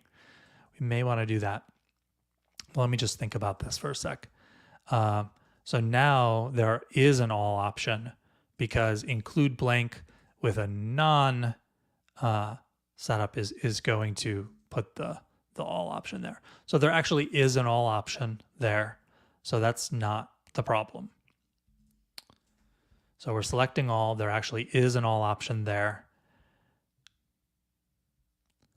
And then we are selecting the person's name from assigned to. That's working appropriately. And then we're clicking filter. And what's not working is seeing the ticket that person is assigned to. So I'm just going to tail the test log. I want to see what params are coming in and what is being filtered. Let me make this a little bit bigger for you. Okay. So I'm going to tail the test log, run the tests, and what I'm looking for is what params are being sent in here. So we have with created by, person 1 is coming through. With assigned to, person 1 is coming through. And with status active. So I'm beginning to articulate in my mind what I think the problem is. Both of these filters should not have person 1 in them. But this is a change in behavior with the move to filterrific. Filterrific is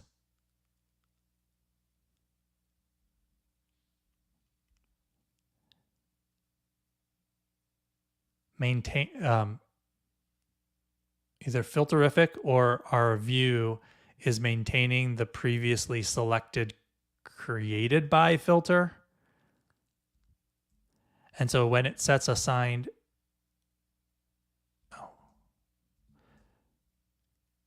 so multiple is true. So this select here is keeping the individual person that was already created, filtered by in the created by, and adding the all option.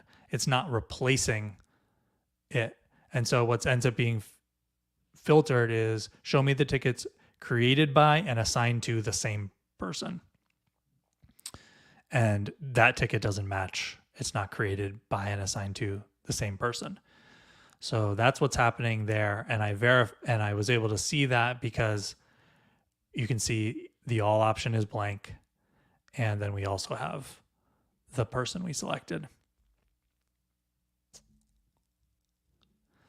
So really we need to tell it to select only that person.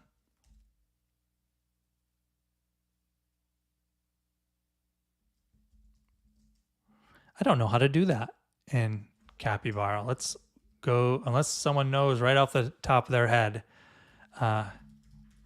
Select Capybara, select no or unselect all options. Unselect.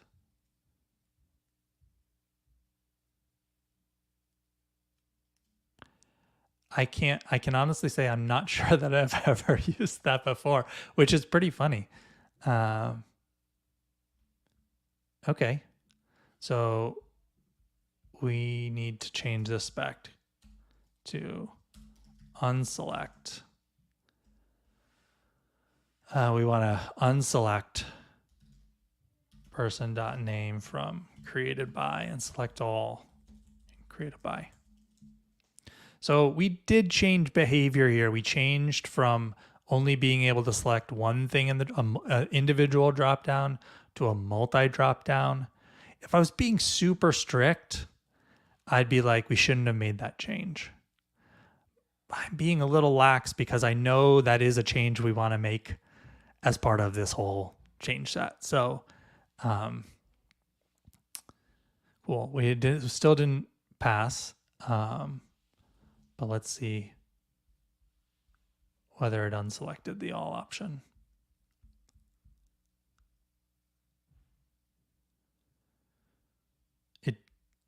Unselected the person option. So it did.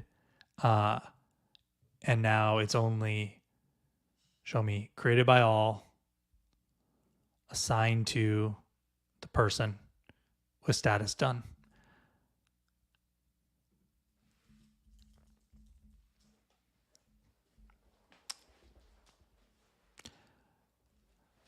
I think I see the issue, and this is interesting. I didn't realize when we started on this journey that these filters were, so what this spec is expecting. Wait, how did done get selected?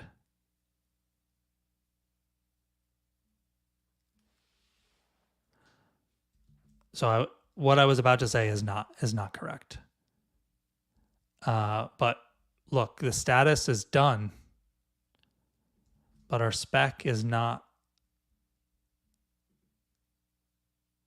selecting done until, oh, did a different spec fail?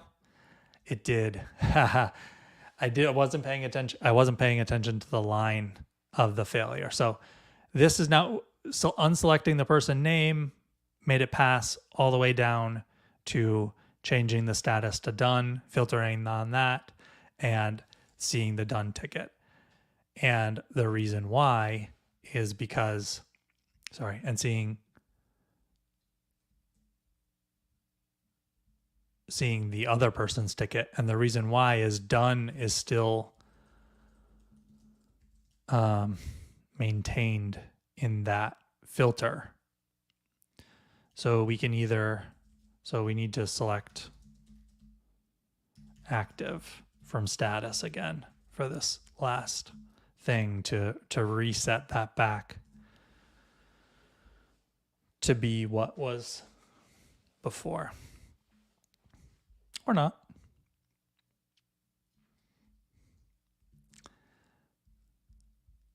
Let's see what params came through in that last go around. Status active, person assigned to person. We selected all. So same problem here. We need to unselect from the assigned to. Exactly. You're on a roll.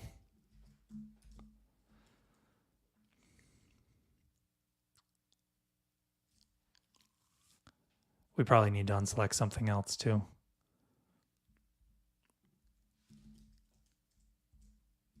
Didn't think.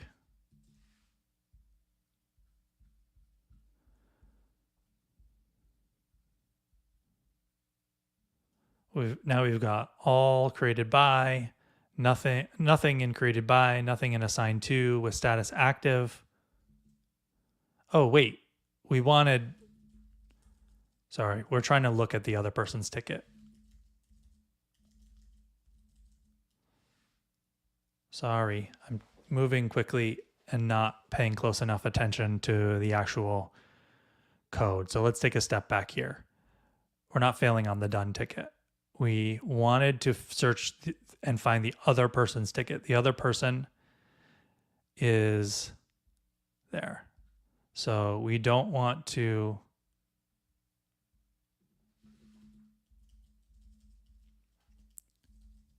set it to active because the other person's ticket was status done.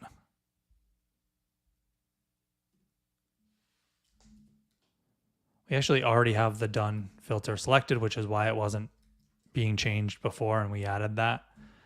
So just the unselect of the person's name, I think, should probably do it. Yeah, there we go. Nice. Awesome.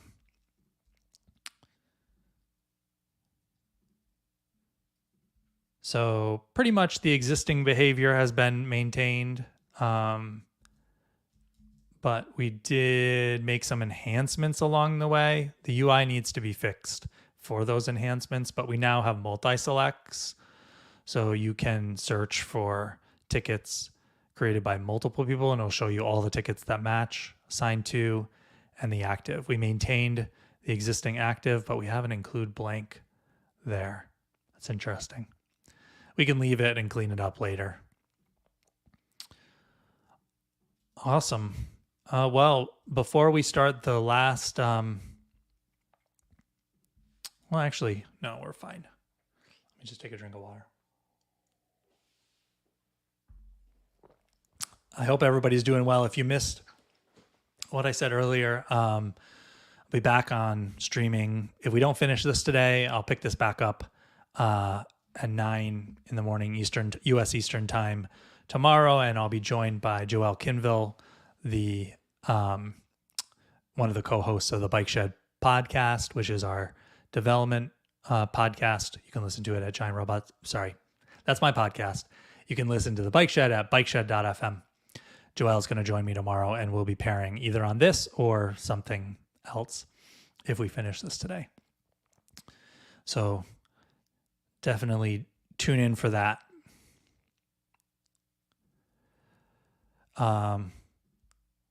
Thank you for the question. This code is real live production code that we use internally at thoughtbot, and it is not public on GitHub. It's a significant Rails app where we use it for internal operations at thoughtbot, and there's some stuff in there that has made it so that we can't release it publicly, but maybe for the future.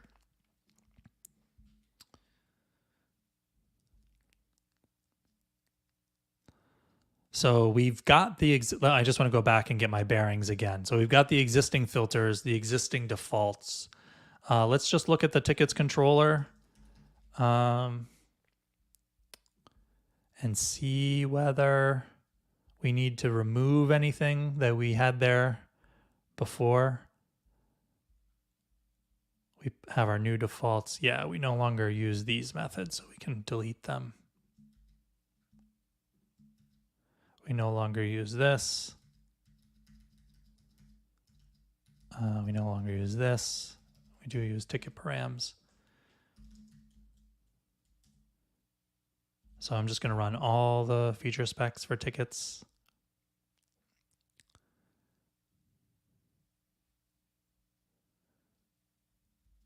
So this one is a JavaScript spec, so we've got a nice screenshot from the failure. So we have, it's really cool. We have a gem in this application called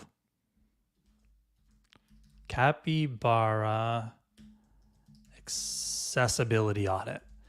And what that does is every time you run your feature specs and a page loads, it runs some accessibility checks on it. And what that spec found was we get some violations now. And what's missing is elements must only use allowed ARIA attributes. The following 3 nodes violate this rule.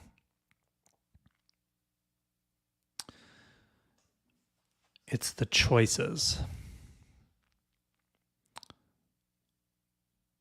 That are being put in there by the JavaScript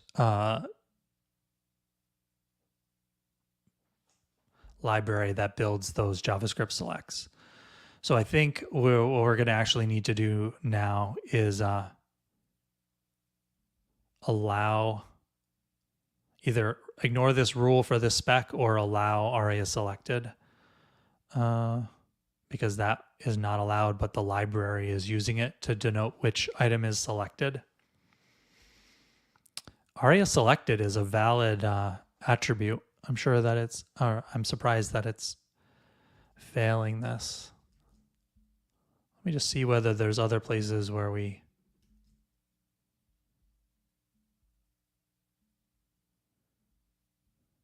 so you can say skipping that.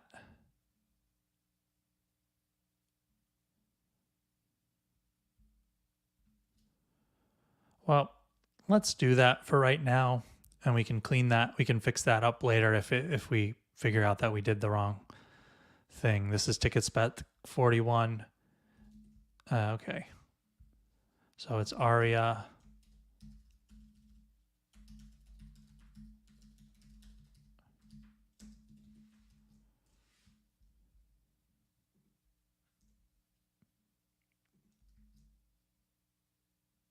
I misspelled that. Allowed, it's just allowed adder. Okay, so let's see if that passes now.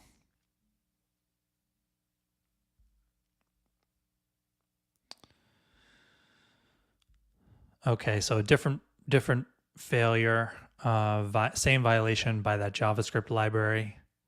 ARIA allowed rule. ARIA role should be appropriate for the element, and the role being used is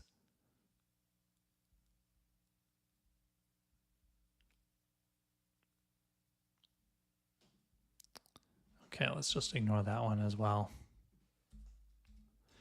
So the way that I'll usually flow this development is I don't want to get blocked on this if the answer is not obvious to me, but I always, when I put up a pull request or and that kind of thing, is looking at the diff of the commit. And so it'll jump out to me that that is something that changed in the spec, and I need to look into it more before finalizing the pull request. But I just want to do, with the specs all passing now, and we've reached the sort of milestone of like pretty much the existing behavior is exactly as we want it, as in we've refactored out all the existing code to use filterrific instead, and all the existing functionality is in place and the specs are passing.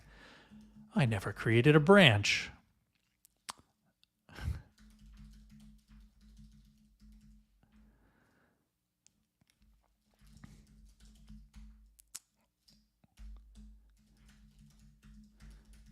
Introduce filterrific for tickets index.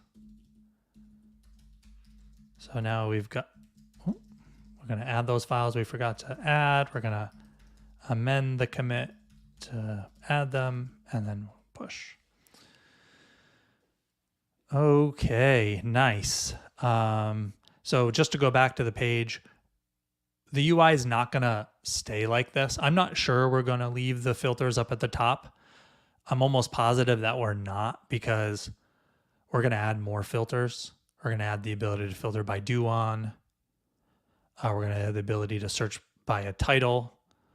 And so what we'll probably end up doing is either rearranging how these filters are at up top, or introducing a filtering sidebar or something like that. So that's why I'm not worrying about that UI now, because it'll probably change. Looking at the clock now, we could either, so we've got about 45 minutes remaining today in the time I've allotted for this. We could either make columns sortable, or we could add, if you remember, the people index. If you remember, the people index had these at the top. After you filtered something, it would say 13 people on boost.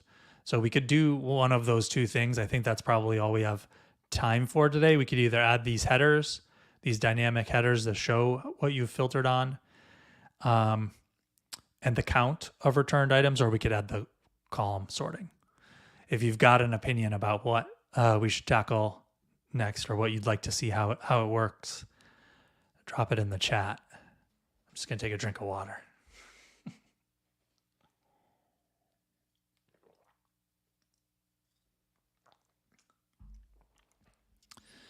Okay, we've got to vote for this header up here that shows the ticket count and the dynamic building of the query of the string that says what it is. So that makes sense. So we'll go to our spec and we'll add some specs that say what we expect to see there now.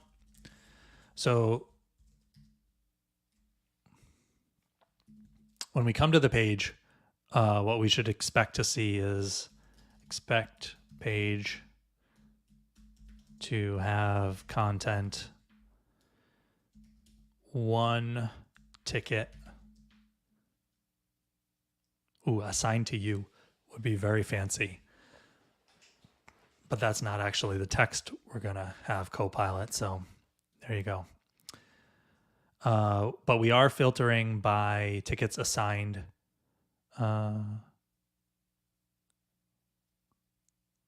Created by, right? Let's see. Yeah. Yeah, created by is the one with the default. So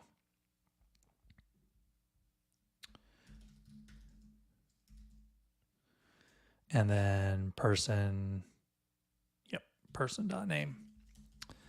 So that's what we would expect to see there. And then on this one, we would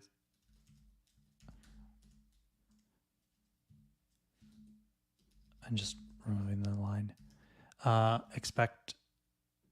So this is going to assign to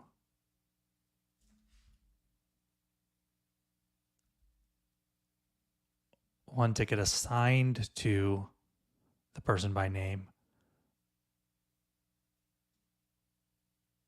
Yeah.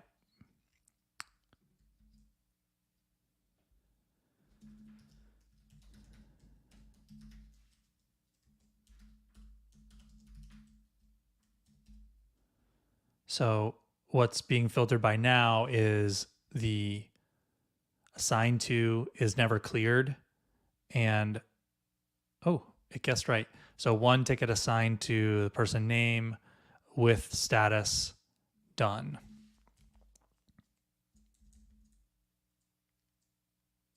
I like to have these read nicely.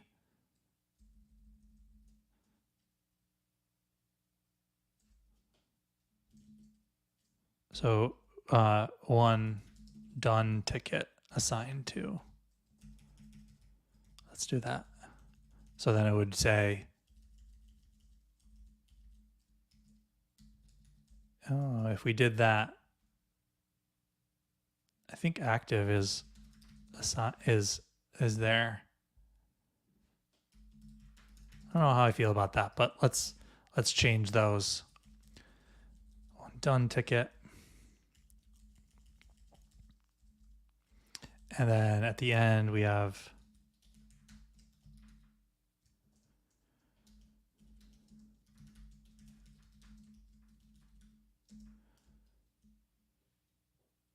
what do we have? We unselect all. No, sorry. We select created by all. We unselect the person's name. We unselect that. Why?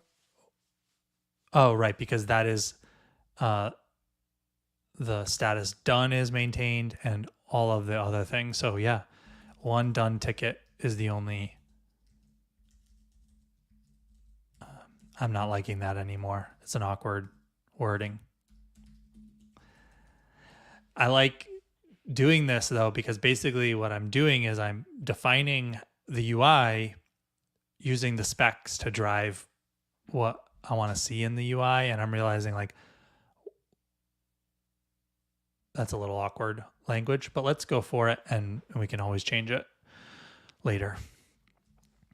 So run that and it's going to fail. It's not going to find that text.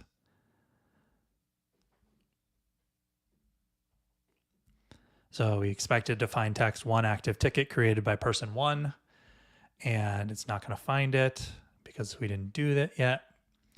So we do have a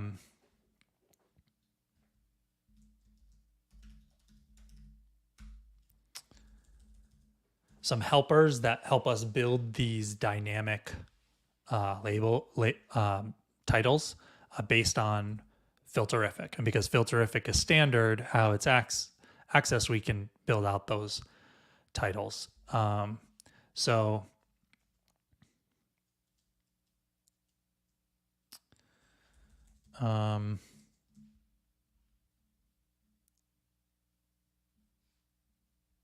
Okay, we need to add it to the header. So this view is not set up to do the header the right way, but let's just put it on the page. H2. We want it to be in an H2.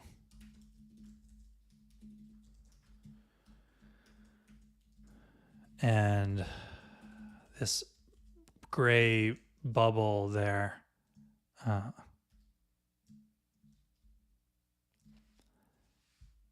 is some tailwind to do that gray bubble.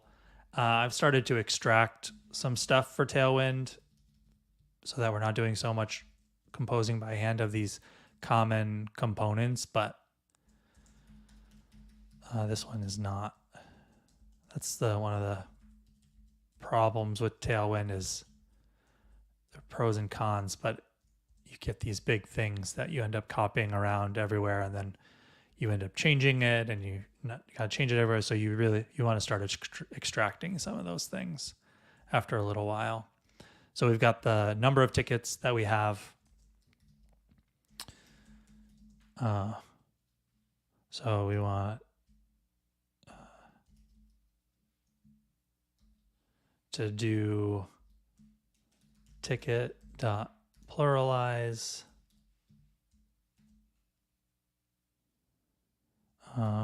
tickets dot size.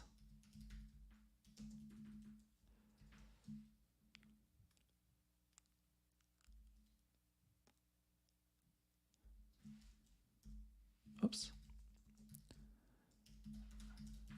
So we want to capitalize that. So let's just go to the browser and see what we've got so far so that we can see it working. The spec's going to fail, but we have 0 tickets being displayed. Yeah. And we can see it says 1 ticket there. Oops.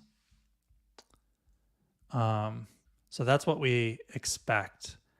And for good measure, we'll just run the specs so we can be pointed in the right direction. The reason why this UI is messed up is because this is all Flexbox. And so even though we have an H2 there, it's all being put on the same row. We're going to need to change that, but that's what I was saying. We need to rearrange how this header is displayed and move the filters down to another block outside of the header. So we expected 1 active ticket created by the person's name, and what we got, what is there is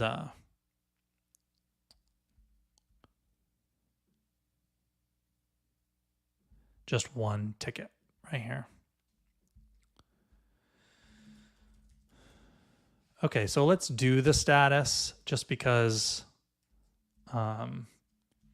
So this is the filter status. So this is a little bit. We have a helper to do this. So we have a filter helpers thing, and so basically it's a filter details method. It takes the filter all the filters. It takes the filter that you want to display the details for, and it's expecting that to be an array. So if the class for the filter matches a model, then it's going to do lookup. It's going to assume that they're slugs, and it's going to do lookups. If it's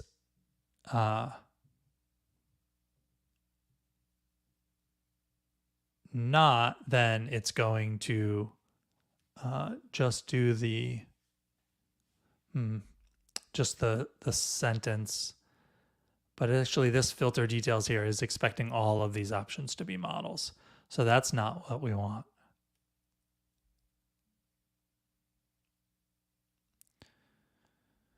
Okay, so it looks to me like we don't actually have a helper for, because remember status can be an array right now. So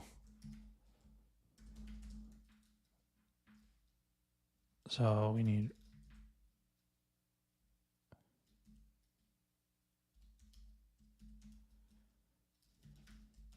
this is really awkward actually with status.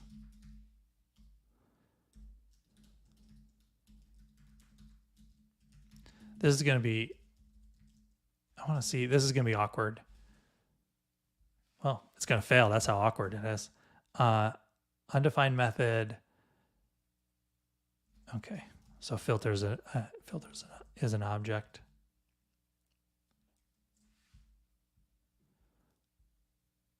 Yeah.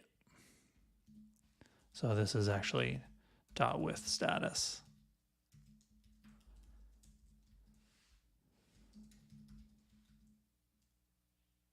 Define method 2-sentence. Oh, wait. I ended up not making it an array yet, right? Sorry. It's not an array. So we can just say filters with status. So there it's going to say active or done.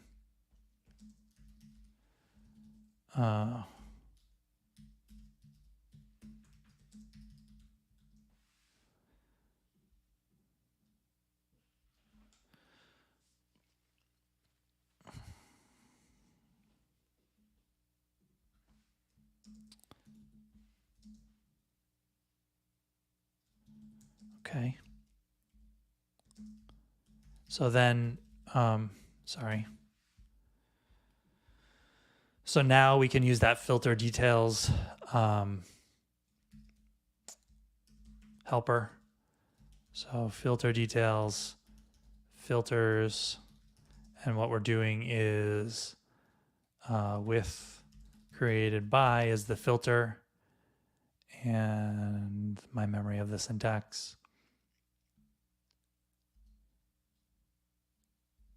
Went away in my head. So we give it a block. That's going to give us the string to print out. And the reason why it's doing that is so that we can customize the preposition. So we're just getting the block is the string of whatever object that's being put together and searched on.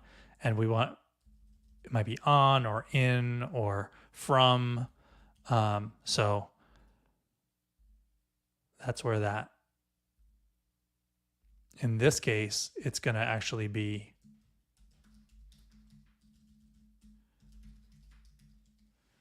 we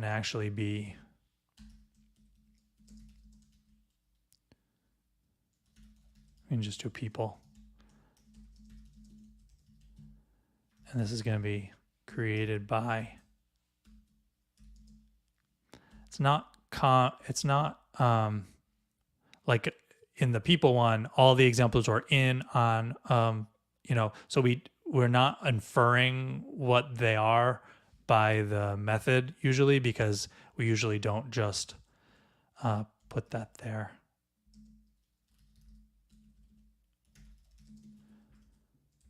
And then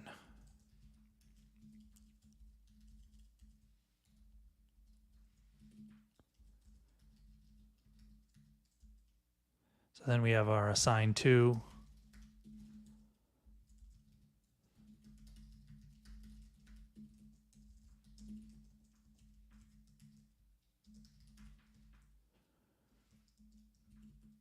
Oh,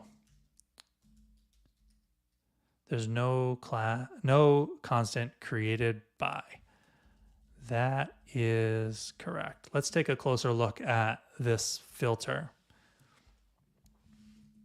How is it getting the model class from the filter? Whoops.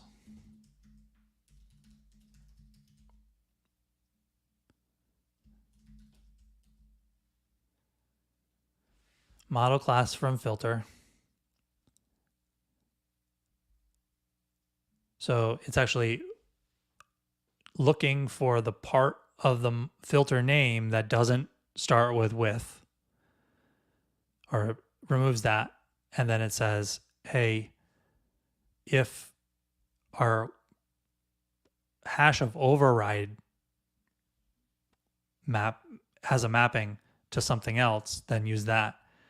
So yeah, so created by, it doesn't know what model is signified by that. So we need to tell it. Otherwise, what it's doing, it didn't find a mapping, so it's just assuming, let's try classifying and constantizing the filter name. So in this case, we need to say created by, and what's there is person, and created, that's weird. And then assigned to, that is also a person.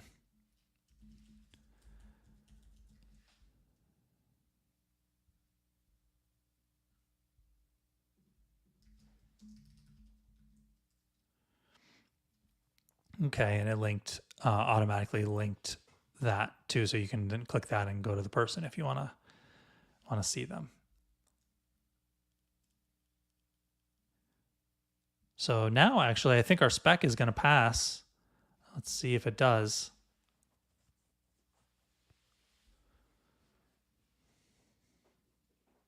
Nope. Expected to find one done ticket. And what was there? Created by 2 done tickets. 2 done tickets is there. I was not expecting that, but let's see why that is. Do we create 2 done tickets? Because the last spec only checks for 1, but yeah, we can see we remove all criteria for assigned to or created by, and we're only searching by status in that last thing we're checking for. And there are 2. There's a done assigned ticket and another person ticket. That's okay. So we'll just say 2 done tickets. That's actually nice because they were all previously 1, and there was no test feature spec for the pluralization. So we're sort of getting for free that test of the pluralization.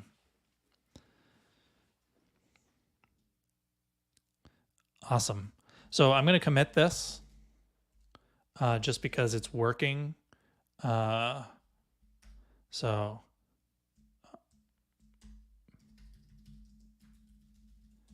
smart headers of filtered tickets.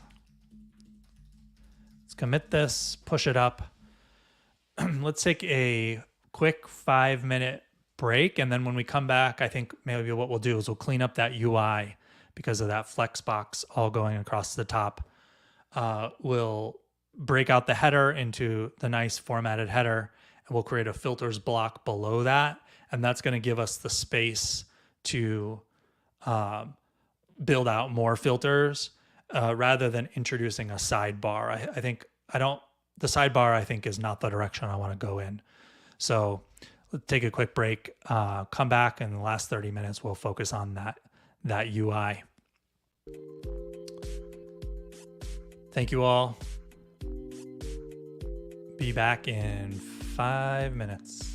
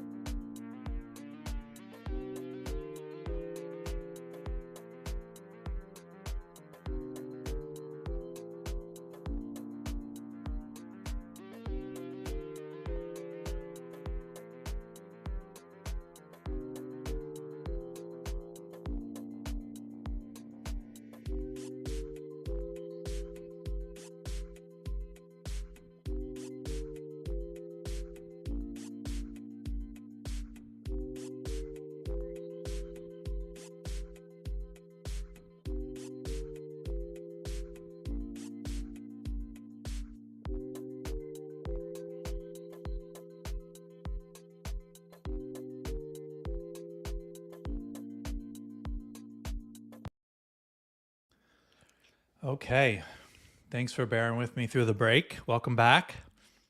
I don't know if you noticed, I'm wearing my thoughtbot t-shirt today. I guess it's sort of hidden behind my microphone. So, yeah, coming back from the break, we're gonna work on that UI. Just a reminder, thoughtbot is a web and mobile design and development company. So if you need help making your Rails app better, making a new Rails app, making a new mobile app, we are here to help. Don't hesitate to get in touch at thoughtbot.com. Click on the red Hire Us button up in the upper right-hand corner. So let's look. So what we want to do, what I want to do is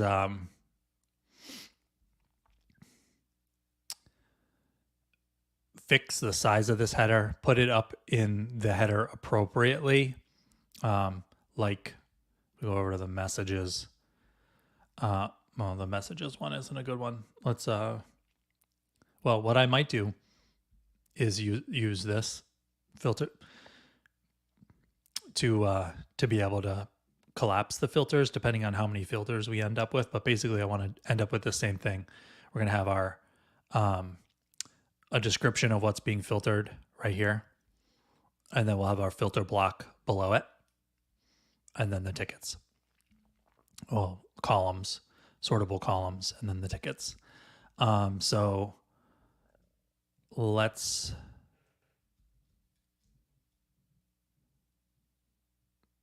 do that.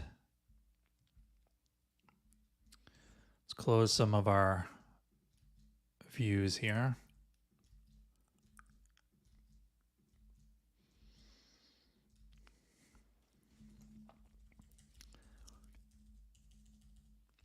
So I think what we want to do is actually move the filter form out of the header entirely and into the body of the section content.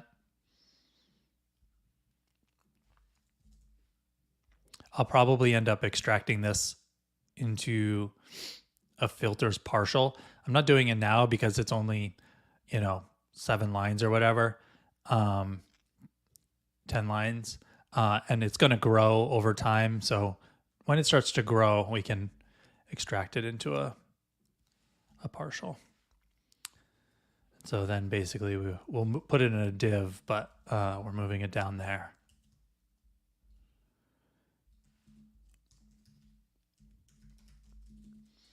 We'll give that div some classes, but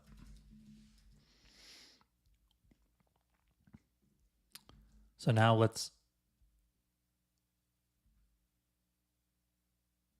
see what that looks like. I don't think it's gonna look like we want it. Yeah, it moved it down, which is fine, but the header is still messed up. And I think the reason why is we need to the styles expect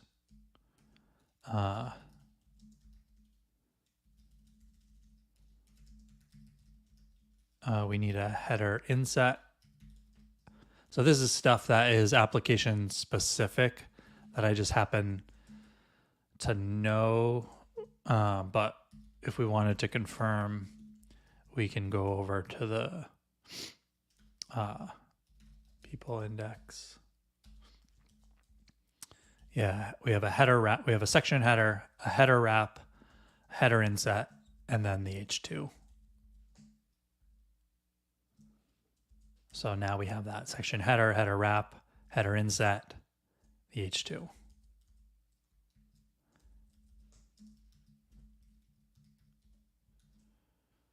Cool. So that fixed the size and the highlighting of the color of the links, making them underlined and dark so that they don't stand out so much, and that you know that they're links.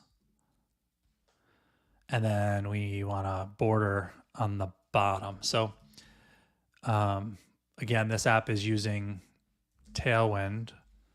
So our header wrap, actually the section header, can have a border bottom. So now it has a border. Okay, we're going to need some padding on here. We should set this window up a little bit differently. It's hard on the zoomed in view, but maybe this will be a little bit better.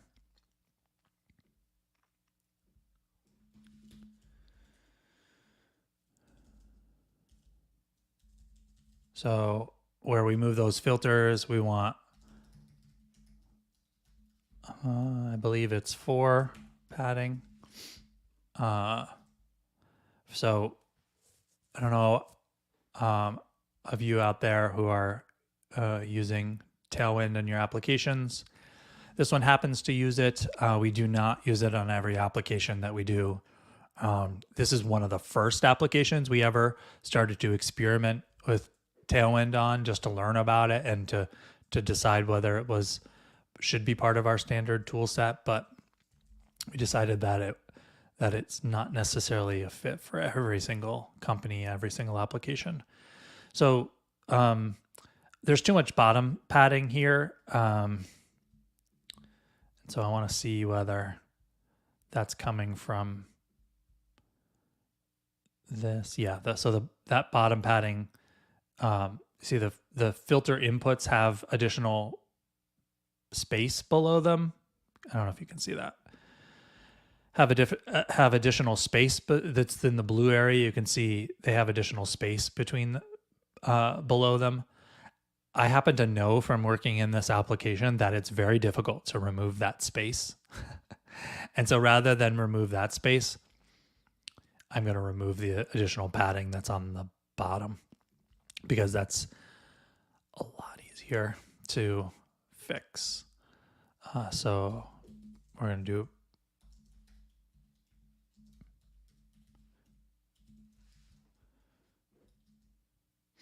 so that's going to give us the correct.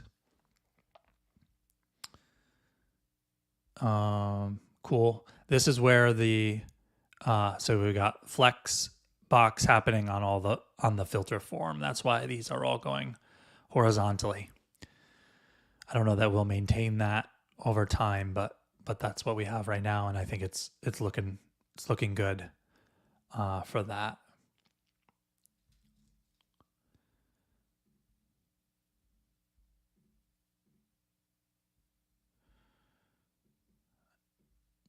This is breaking at smaller widths. We'll probably want to fix that too, but all in good time. I may actually end up, if you notice, it might be nice to change the UI.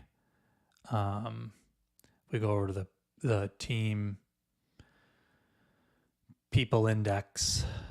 You know, we've got the name of the person is nice and big. We've got a title below, and then some additional things. I might end up changing tickets to be a little bit more like that. We could make the ticket title big. Below it, we have there's something that's not displayed on this screen because it didn't exist, but it's becoming more common. We have different kinds of tickets. So support tickets, security issue tickets, things like that. Training tickets when people need to complete a training, they get assigned a ticket. And so it might be nice if we were displaying what kind of ticket something is there. Okay, but that does the that. How are people feeling about this one active ticket? I like active ticket. That's nice. Created by the person. Great. That makes sense. 0 done tickets created by. It's really that word done. It should be really like completed. 0 completed tickets or 0 tickets. Yeah. This is the kind of thing that I can dwell on for probably way too long. And it's probably not that big of a deal.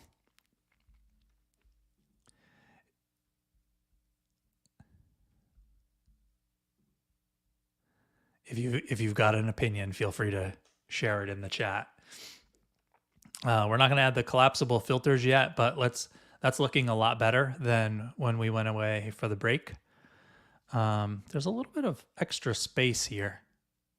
Oh no, it's the same amount of space on that one. It's a little, maybe we'll fix that later. Okay, let's commit.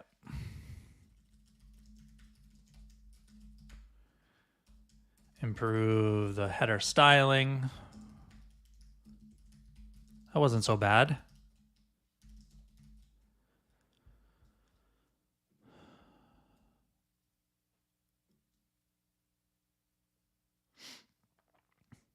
Well,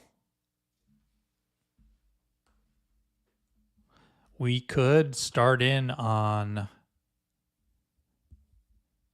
either introducing another filter, like being able to filter by due date or title, or we could start making the columns sortable.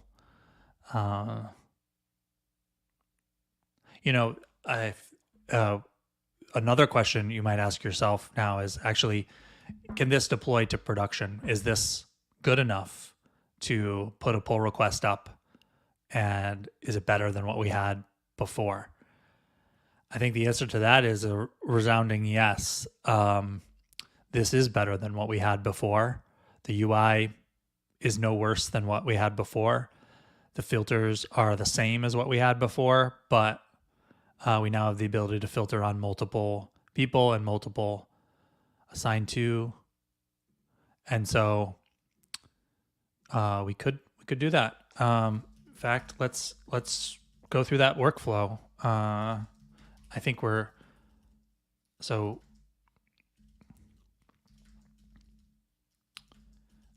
get a PR create. What was the ticket? 5859. Okay.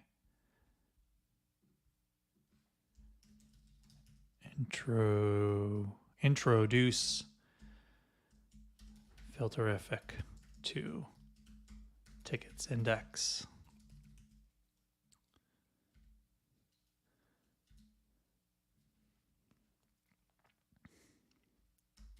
So closes, no, it doesn't, we're not completely done.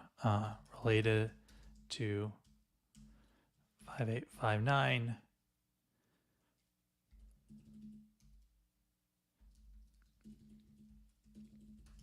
It's good enough for what I want to. So general workflow. I guess I'm skipping ahead in the workflow a little bit. This is fine. I'll submit it as a draft and we'll do what I was going to do there. So I submitted it as a draft. Like to go over and look at the diff. What I meant was I usually do this locally, usually look at the diff locally and see whether there's anything I want to deal with before opening the PR. But in this case, we just created a draft PR. So what I'm doing here is looking for anything that I missed deleting or anything that stands out to me as incorrect or whatever, or not clean. It's interesting to me, all of the overrides we've needed so far for these filters are different ways we refer to people, and we haven't needed anything else. There's nothing inherently wrong with that, but it's interesting. We don't have the sorting yet, so we don't have sorting. These are looking good. But if you see anything that jumps out at you, drop it in the chat. Feel free. Got our borders. We've got that form. Just remembered these are all marked as required, and that is not the case. So we can make that.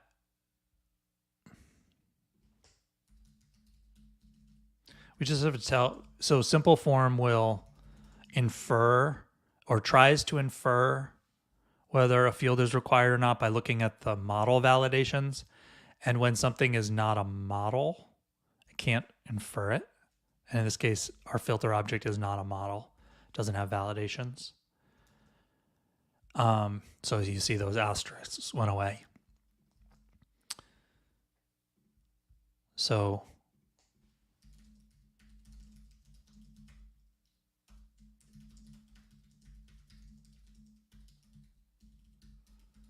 we need to tell it that they're not actually required.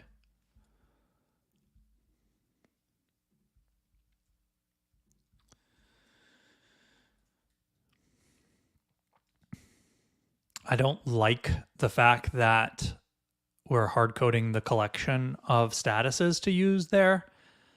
In fact, I bet you, does choosing all break? Yep. Yeah, because we wrote some of the stuff expecting statuses to be an array, and it's not an array yet. So we can fix that. We don't need the include blank there at all. Oh.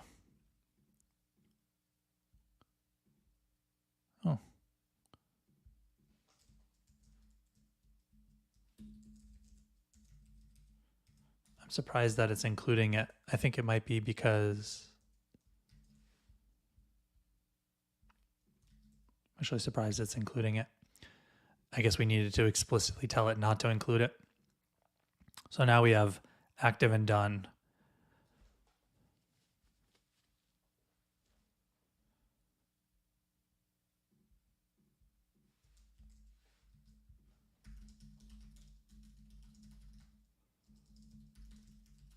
So what I was saying was I'm comfortable with those statuses being hard-coded in the view right now because we're eventually going to change it to be a dynamic list of statuses. And the concept of active will go away. The dropdown will no longer say active. It'll be a multi-select of the different statuses that mean active, and that'll become the default. And if you want to do something different, you can pick and choose which statuses you do want to see. So that's what we'll do for that. So that's why I'm comfortable leaving those hard-coded. Don't include blank status filter.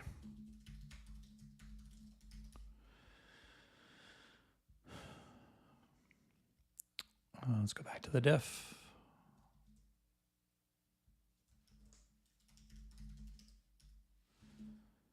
That's where we were in reviewing.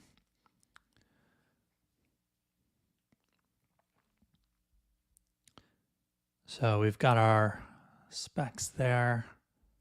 They didn't change very much, which is nice. The only thing that they ended up in the end changing for was the new functionality we added around the descriptions and the header, and the need to now unselect because we changed them to a multi-select. So with these accessibility options being skipped. So what I'm going to do is I want to check where these are being skipped now. And if they're being skipped now in other places that are using the JavaScript select box, I'm going to give myself permission to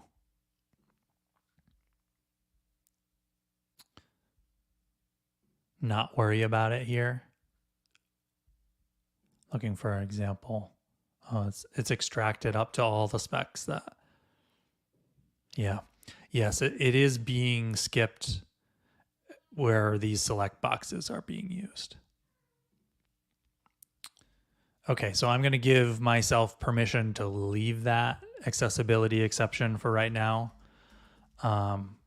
It's the library we're using is not passing that check, so we're skipping it. And I'm comfortable with that for the purposes of this pull request.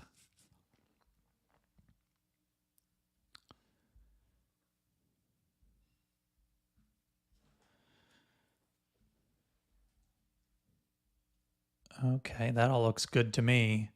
So 182 lines added, 90 removed. Let's move this pull request out. So CI is running now. We use GitHub Actions for linting and that kind of thing, all those passed, but we use Circle CI on this application for running CI. Might as well click through. So this is, if you're not familiar with Circle CI, it's a pretty standard CI interface. You can see it's going through the steps now. It's running all the specs, it's linting the factories, and running all the specs. So pretty sure that'll pass.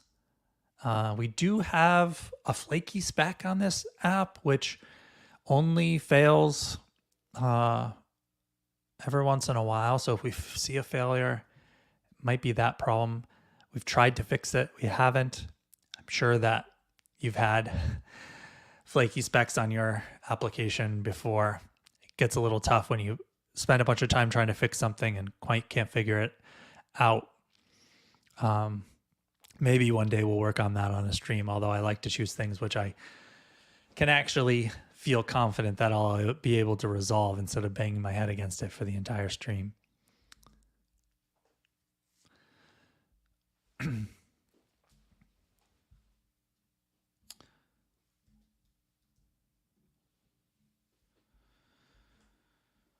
Oh, I never moved this ticket in progress at the start of working on it and assigning it to myself.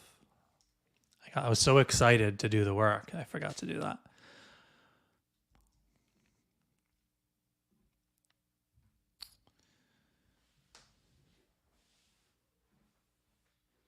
So CI is running. We've got 3 minutes left. So let's head towards wrapping up. The question, thank you for the question. Before you go, could you please share your thoughts on using Cucumber for feature tests? I used Cucumber for a long time. It was part of our standard stack for a really long time. But ultimately, after using it for a long time, I came to the conclusion that if you write feature specs, like, let me see if I can find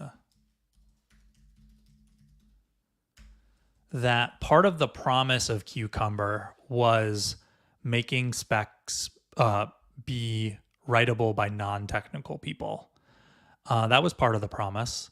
And that was never really, that was never part of our workflow really. Acceptance criteria written in Cucumber specs. I think if it was part of the workflow, then that would be part of the compelling value proposition. But when it's not part of your workflow, you end up just creating a level of abstraction on top of Capybara, on top of RSpec, or Capybara, RSpec, then Cucumber. And we would rather, at the end of the day, change this to be just Ruby methods. So this is pretty readable. We don't need to do anything with that. That's pretty readable. But you might change this to be something like expect to see ticket,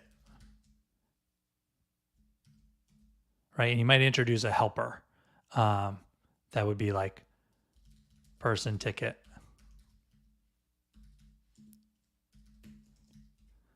expect not to see tickets. And then you would do that with better wrapping. And that becomes basically what you would have written for the Cucumber steps. So for those of you who don't know, Cucumber is a way to write specs in plain English. So you would write something like this. It's been a while since I do it. You would write something like, then I should see. it's autocomplete. It's like, oh, he's writing Cucumber.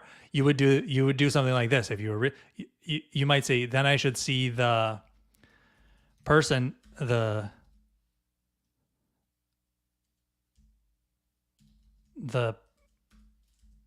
person ticket title ticket. You would do something like that. Actually, the way that you would, yeah. Actually, what you would really do is you would set the title on the ticket to something that you know, And then you would say, you would hard code that in your step. You'd say, then I should see the active ticket. And you would have set the title to active ticket. And then what you end up writing is a implementation that does a regular expression to pull out the ticket name, find the ticket, and check to see whether it's on the page. And that is what this helper method would do. And the extra level of abstraction with Cucumber, the value just wasn't there really. The extra overhead of maintaining that. If you're going to maintain something like that, we've sort of came to the conclusion that you just write a method that does what you want. You get rid of your regular expressions and the need to maintain the regular expressions. So hey, Kevin. So that is why we eventually moved away from Cucumber. Another strategy that we use, in addition to just extracting Ruby methods that abstract away some expectations, is page objects. So page objects would be a Ruby object that encapsulates how you check things on a certain page. So, and you would end up with like the syntax would be, instead of, it would be like ticket page dot has tickets, and then you'd pass in person ticket. And then that object has the functionality for knowing how to do expectations on the ticket page. And that's just a nicer encapsulation, basically, than putting raw Ruby methods either in your specs files or in a support directory. So that's those are called page objects, and that's another strategy for dealing with that. Cool. Well, that's the time we have for today. I really appreciate the questions. And I appreciate everyone tuning in. We'll be back tomorrow. Joelle Kinville and I will pick up this work probably and make the columns sortable. And that's at U.S. Eastern Time of 9 a.m. tomorrow. We'll be on 9 to 12. Really appreciate everyone tuning in. And I hope you have a great rest of your day, no matter where you are, and hopefully see you tomorrow. Thanks, everybody.